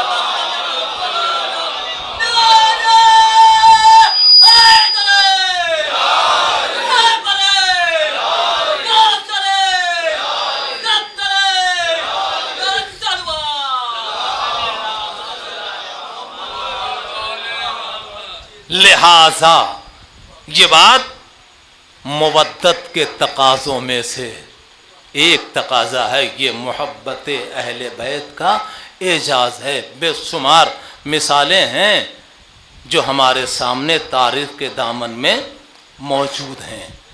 इब्न ज़ात ने जब जनाब मीसम से पूछा कि मीसम तुम्हारे बारे में तुम्हारे मौला ने क्या कहा है, मीसम कैदी हैं और इब्न ज़ात हाकिम वक्त है और तख्त पर बैठा हुआ है। जनाब मीसम का इत्मीनान बख्श जवाब सुनिए। आए मुवद्दत का एजाज़, इसके तकाज़े को पूरा करने का फ़ायदा। जनाब मीसम इत्मीनान के साथ कहते हैं कि इब्न ज़ात हमारे मौला ने हमारे बारे में कहा है कि हमारी मोहब्बत में तुम्हारी ज़बान भी काटी जाएगी और तुम्हें सूली पर भी चढ़ाया जाएगा। अब जनाब मीसम हैं कौन, इनके लिए दो मिसरे सुने।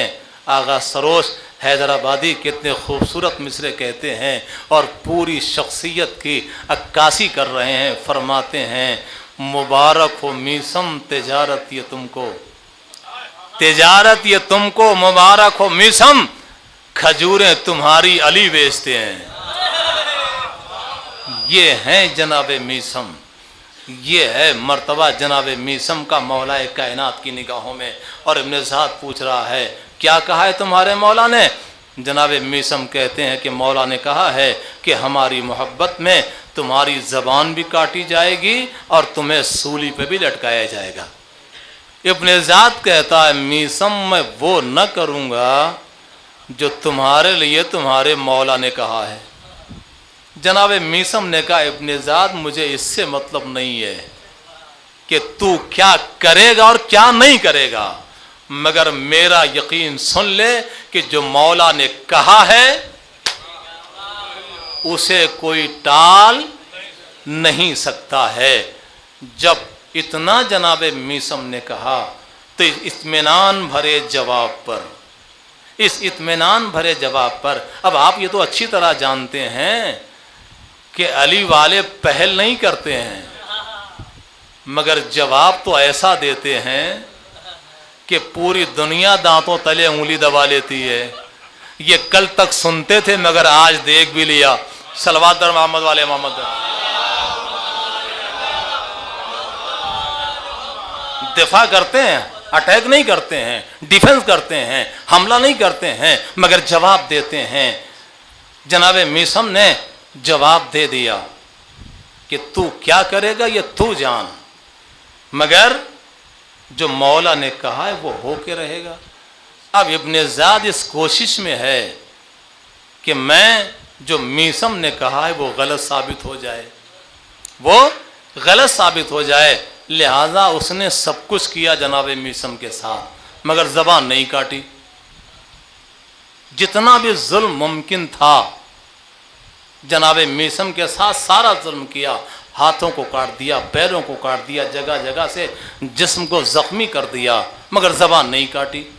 और कहता है कि ले जाओ और ले जा कर के इन्हें फांसी के फंदे पर लटका दो। वही दरख्त कि जहाँ के लिए मौला ने जनाब मीसम से कहा था कि मीसम यही वो दरख्त है जहाँ तुम्हें हमारी मोहब्बत में सूली पर लटकाया जाएगा। मैं आपकी बात नहीं करता, मैं अपनी बात करता हूँ कि अगर मैं होता तो उस रास्ते को छोड़ देता जिस रास्ते में वो दरख्त पड़ता था। क्यों? इसलिए कि जैसे ही जाते मौत याद आ जाती, और मरना कोई नहीं चाहता है। मगर ये कैसे चाहने वाले थे, ये कैसे आए मवद्दत के मुतालिबे को पूरा करने वाले थे कि जो सिर्फ जाते नहीं थे, 2 रकत नमाज भी पढ़ते थे। اور ہاتھوں کو اٹھا کر بارگاہ خداوندی میں دعا بھی کرتے تھے، پروردگار وہ دن کب آئے گا، وہ دن کب آئے گا کہ جب ہمیں مولا کی محبت میں سولی دی جائے گی اور ہماری زبان کاٹی جائے گی۔ ابن ذات نے زبان نہیں کاٹی، سارا ظلم کر کے کہا لے جاؤ اور اسی پیڑ پر انہیں لٹکا دو، لٹکا دیے گئے جناب میثم۔ عجیب ہے تاریخ اور عجیب ہے دنیا، تفصیلات آپ کے پیش نظر ہیں۔ میڈیکل سائنس کہتی ہے کہ جب انسان کے جسم کا خون نکل جاتا ہے تو یہ جسم کمزور ہو جاتا ہے، اور اس کمزوری کا سارا اثر انسان کی میموری اور حافظے پر ہوتا ہے۔ مگر آپ دیکھیں عجیب تاریخ ہے مودت اہل بیت کی، عجیب تاریخ ہے محبت اہل بیت کی، کہ جناب میثم نے اس عالم میں بھی اسی سولی پر لٹکے لٹکے ایسے فضائل مولا کے سنائے کہ جیسے فضائل اس سے پہلے نہیں سنائے تھے، اور وہیں سے کہتے تھے آؤ کوفے والو آؤ ہم تمہیں فضائل علی سناتے ہیں، اور ایسے فضائل سنائے کہ کوفے میں انقلاب کے حالات پیدا ہو گئے، اور جیسے ہی انقلاب کے حالات پیدا ہوئے فوراً ہی ہر کارے دوڑے اور ابن ذات کے پاس آئے اور آ کے کہنے لگے امیر اگر تو نے میثم کی زبان نہ روکی تو پھر تیری حکومت بچ نہ پائے گی۔ یہ بات آپ اچھی طرح جانتے ہیں، کرسی بچانے کے لیے اسٹیٹمنٹ چاہے جتنا بدلنا پڑے، حاکم اپنے بیانات کو بدلتا رہتا، اس سے یہ نہیں معلوم پتا ہے مطلب ہے کہ ہم نے کل کیا کہا تھا آج کیا کہہ رہے ہیں، بس کرسی بچتی رہے۔ لہذا جیسے ہی کرسی کو خطرہ محسوس ہوا ابن ذات بھول گیا کہ ہم نے میثم سے کیا کہا تھا، کہ میثم میں سب کچھ کروں گا مگر وہ نہ کروں گا جو تمہارے مولا نے تمہارے لیے کہا ہے، اور تمہارے مولا کا قول غلط ثابت کروں گا۔ مگر اب کرسی جب خطرے میں آئی تو فوراً جلاد سے کہتا ہے جاؤ اور جتنی جلدی ہو سکے میثم کی زبان کاٹ دو، جتنی جلدی ہو سکے میثم کی زبان کاٹ دو۔ جلاد اس درخت کے قریب آیا کہ جس درخت پر جناب میثم کو لٹکایا گیا تھا، مگر خوف ایسا ہے علی کی محبت کا کہ قدم آگے نہیں بڑھ رہے ہیں۔ جناب میثم نے دیکھا کہ یہ شاید میرے پاس آنا چاہتا ہے، کہا کیا بات ہے، کہا تم سے کام ہے، کہا پھر تو اور قریب آؤ، کام بتاؤ، کہا ابن ذات نے بھیجا ہے، کام کیا ہے، کہا تمہاری زبان کاٹنا، کہا پھر تو اور قریب آؤ، پھر اور قریب آؤ۔ اب جو ایک دم قریب ہو گیا تو جناب میثم نے لعاب دہن اکٹھا کیا، لعاب دہن اکٹھا کیا اور آئے ہوئے جلاد کے منہ پر تھوک دیا، اور تھوک کے کہتے ہیں جا تو بھی ابن ذات کے منہ پر تھوک دینا اور تھوک کے کہنا کہ میثم نے کہا ہے جو میرا مولا کہتا ہے اسے کوئی غلط ثابت نہیں کر سکتا ہے۔ تو یہ آیے مودت کے مطالبے کو پورا کرنے کا نتیجہ ہے کہ ایسے عالم میں بھی نہ ظالم کا خوف ہوتا ہے نہ سپر پاور کا خوف ہوتا ہے۔ سلام کیجئے اس 90 سالہ آج کے مجاہد کو، آج کے اس مرد مجاہد کو کہ جس نے آئے مودت کے مطالبے کو پورا کرنے کے نتیجے میں آج کی سپر پاور کو جب موت کی ساری دھمکیاں دے چکا تو بس ایک جملہ کہا کہ جب خدا کے سامنے سر جھکا لیا ہے تو کسی کے سامنے سر جھکانے کا سوال ہی نہیں اٹھتا ہے۔ صلوات بر محمد والے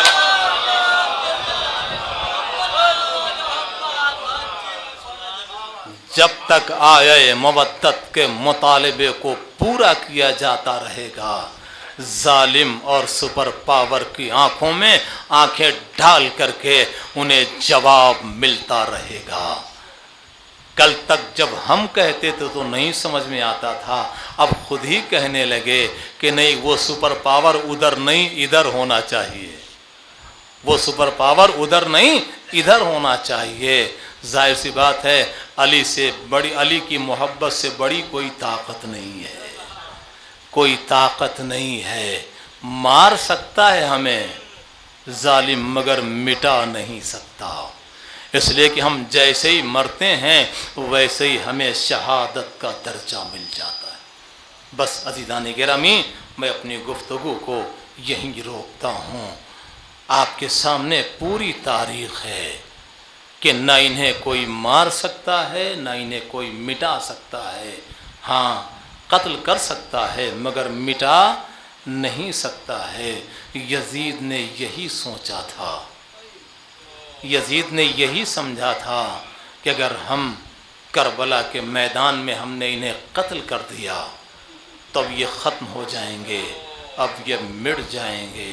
मगर सलाम कीजिए उस सानी ज़हरा की हिकमत अमली को कि जिसकी निगाहों में पूरी तारीख़ इस्लाम थी, जिसने ये देखा था कि जब दुनिया ने ऐसे वाक़ये को भुला दिया कि जो वाक़या दिन दोपहर का था और 1.25 लाख हाजियों के दरमियान का वाक़या था, जब उसे दुनिया भुला गई तो ऐसे वाक़े को भुलाने में कहाँ देर लगेगी कि जिस वाक़े में सारे अफराद को कत्ल कर दिया गया हो और वर्षा को कैदी और असीर बना लिया गया हो। जज़ाकुमुल्लाहु खैरल जज़ा।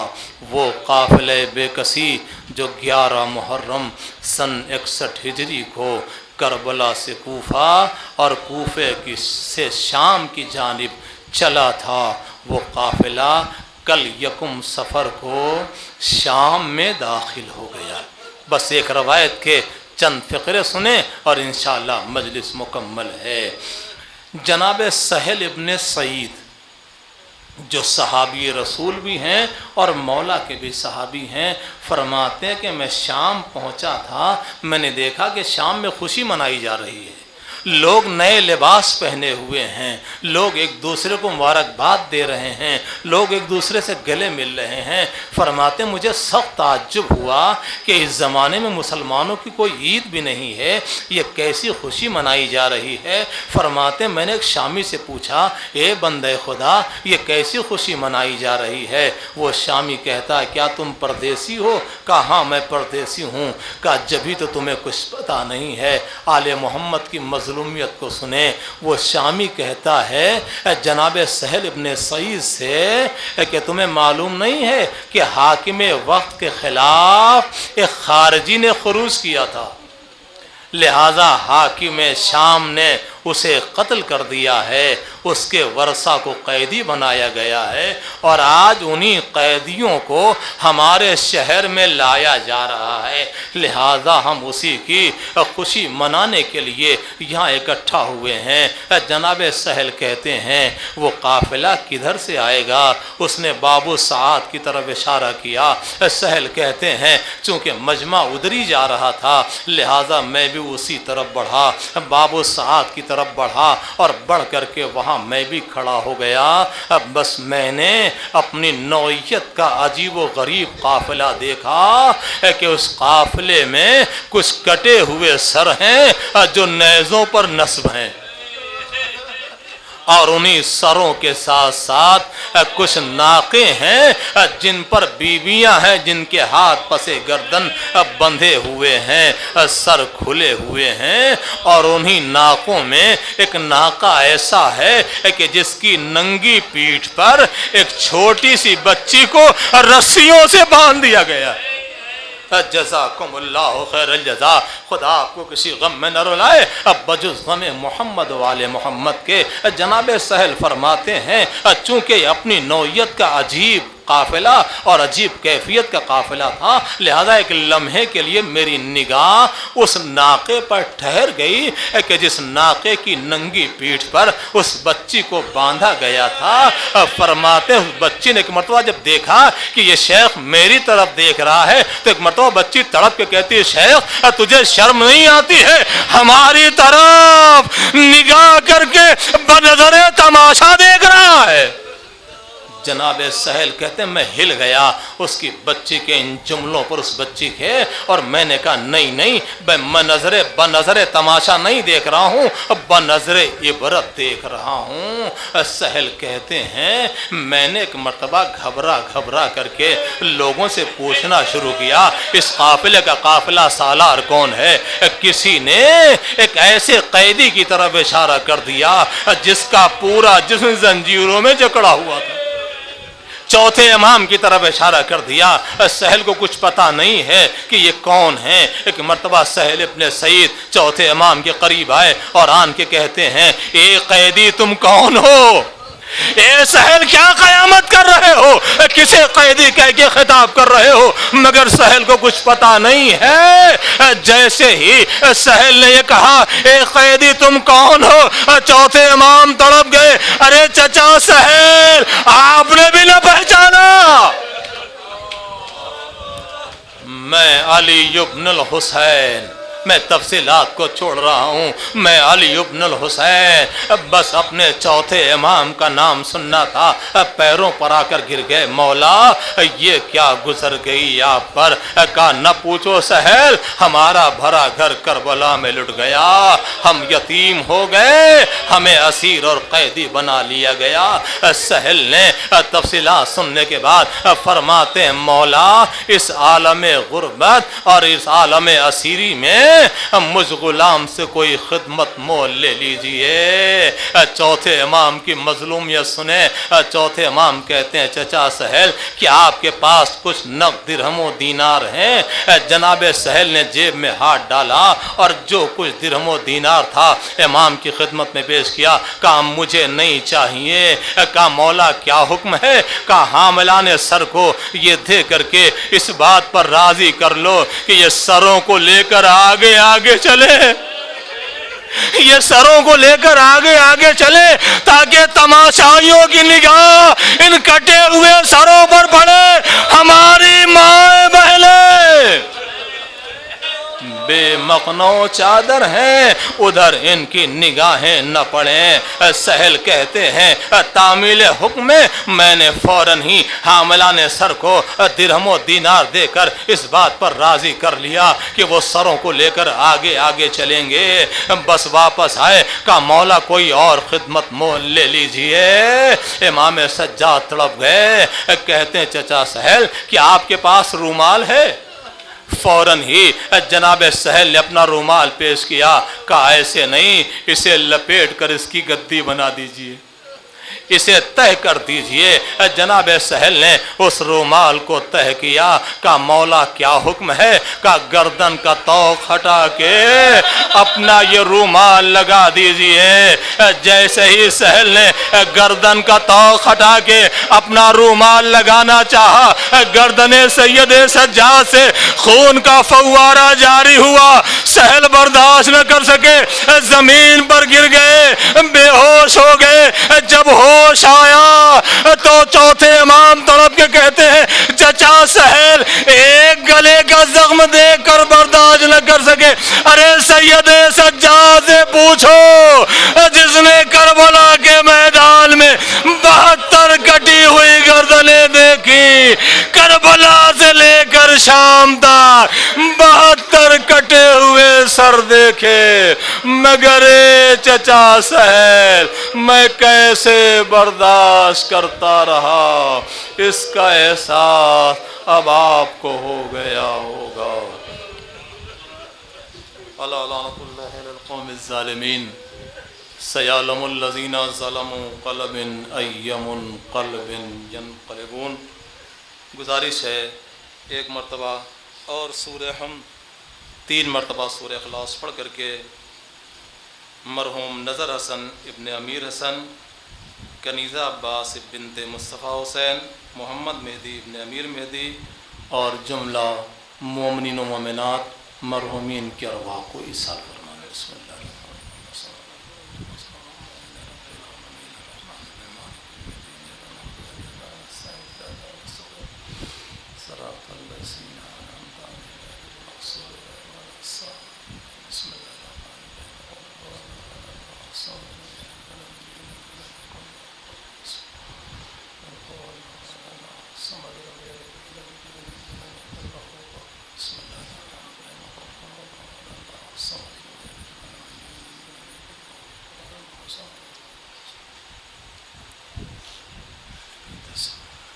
मातम हुसैन।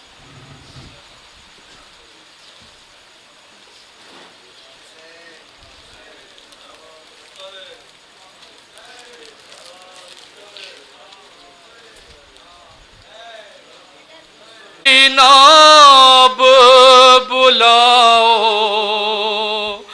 अपने अम्मू जान को,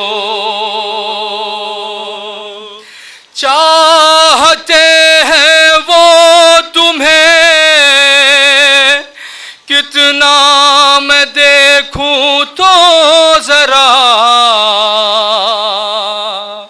ऐ सकीना अब बुलाओ अपने अम्मू जान को, ऐ सकीना अब बुलाओ अपने अम्मू जान को, ऐ सकीना अब बुलाओ अपने अम्मू जान को, ऐ सकीना अब बुलाओ अपने अम्मू जान को, ऐ बाल बच्ची के पकड़ कर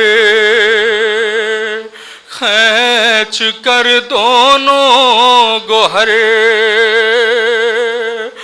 बदनसब कहने लगा रुख पर तमाचे मार कर,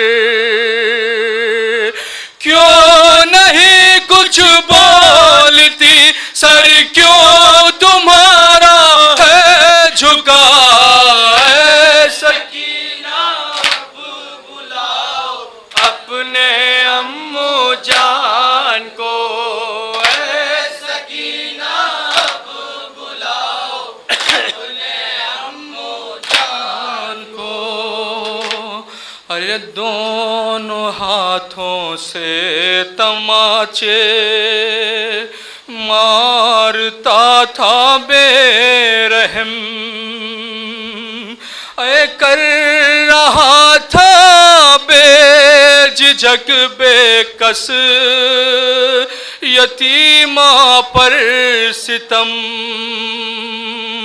हर तमाचे पर ये कहता था चचा को दो सदा, ऐ सकीना अब बुलाओ अपने अम्मू जान को, ऐ सकीना अब बुलाओ अपने अम्मू जान को, अरे मारता हूँ मैं तुम्हें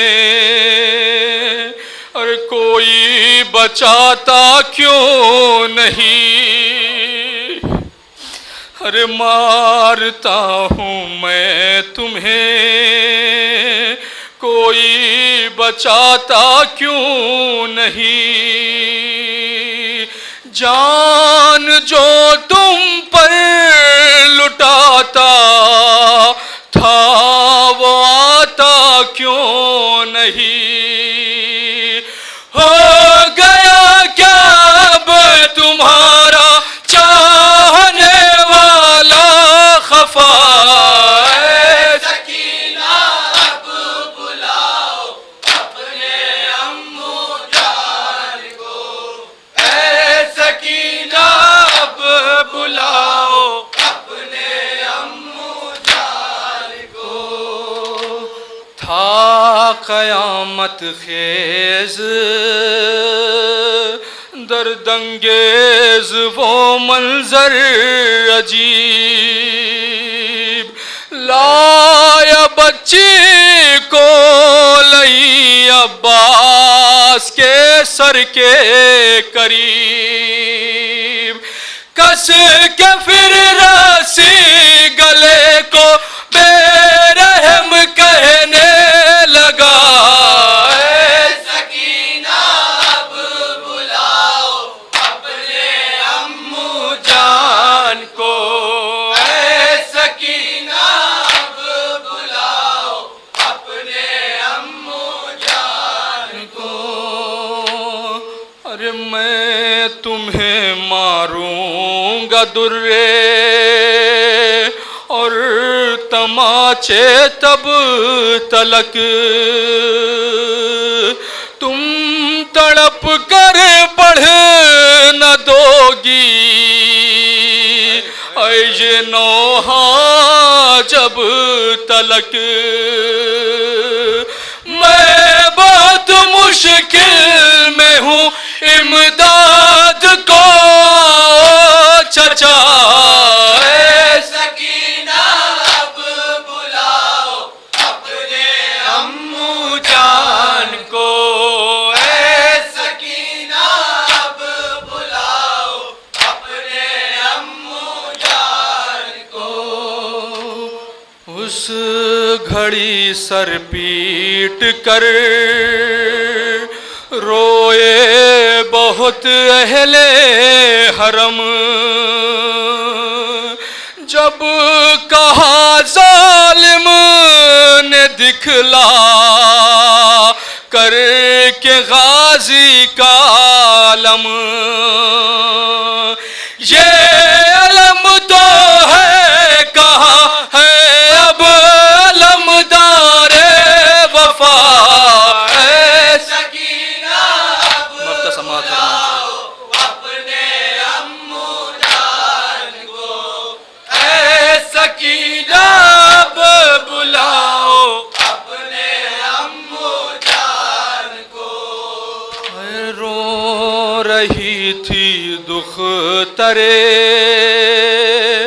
شبیر واعظ زار زار، اے علی تھے درد سے اہل حرم سب بے قرار، کربلا سے شام تک شمر لئی کہتا گیا، اے سکینہ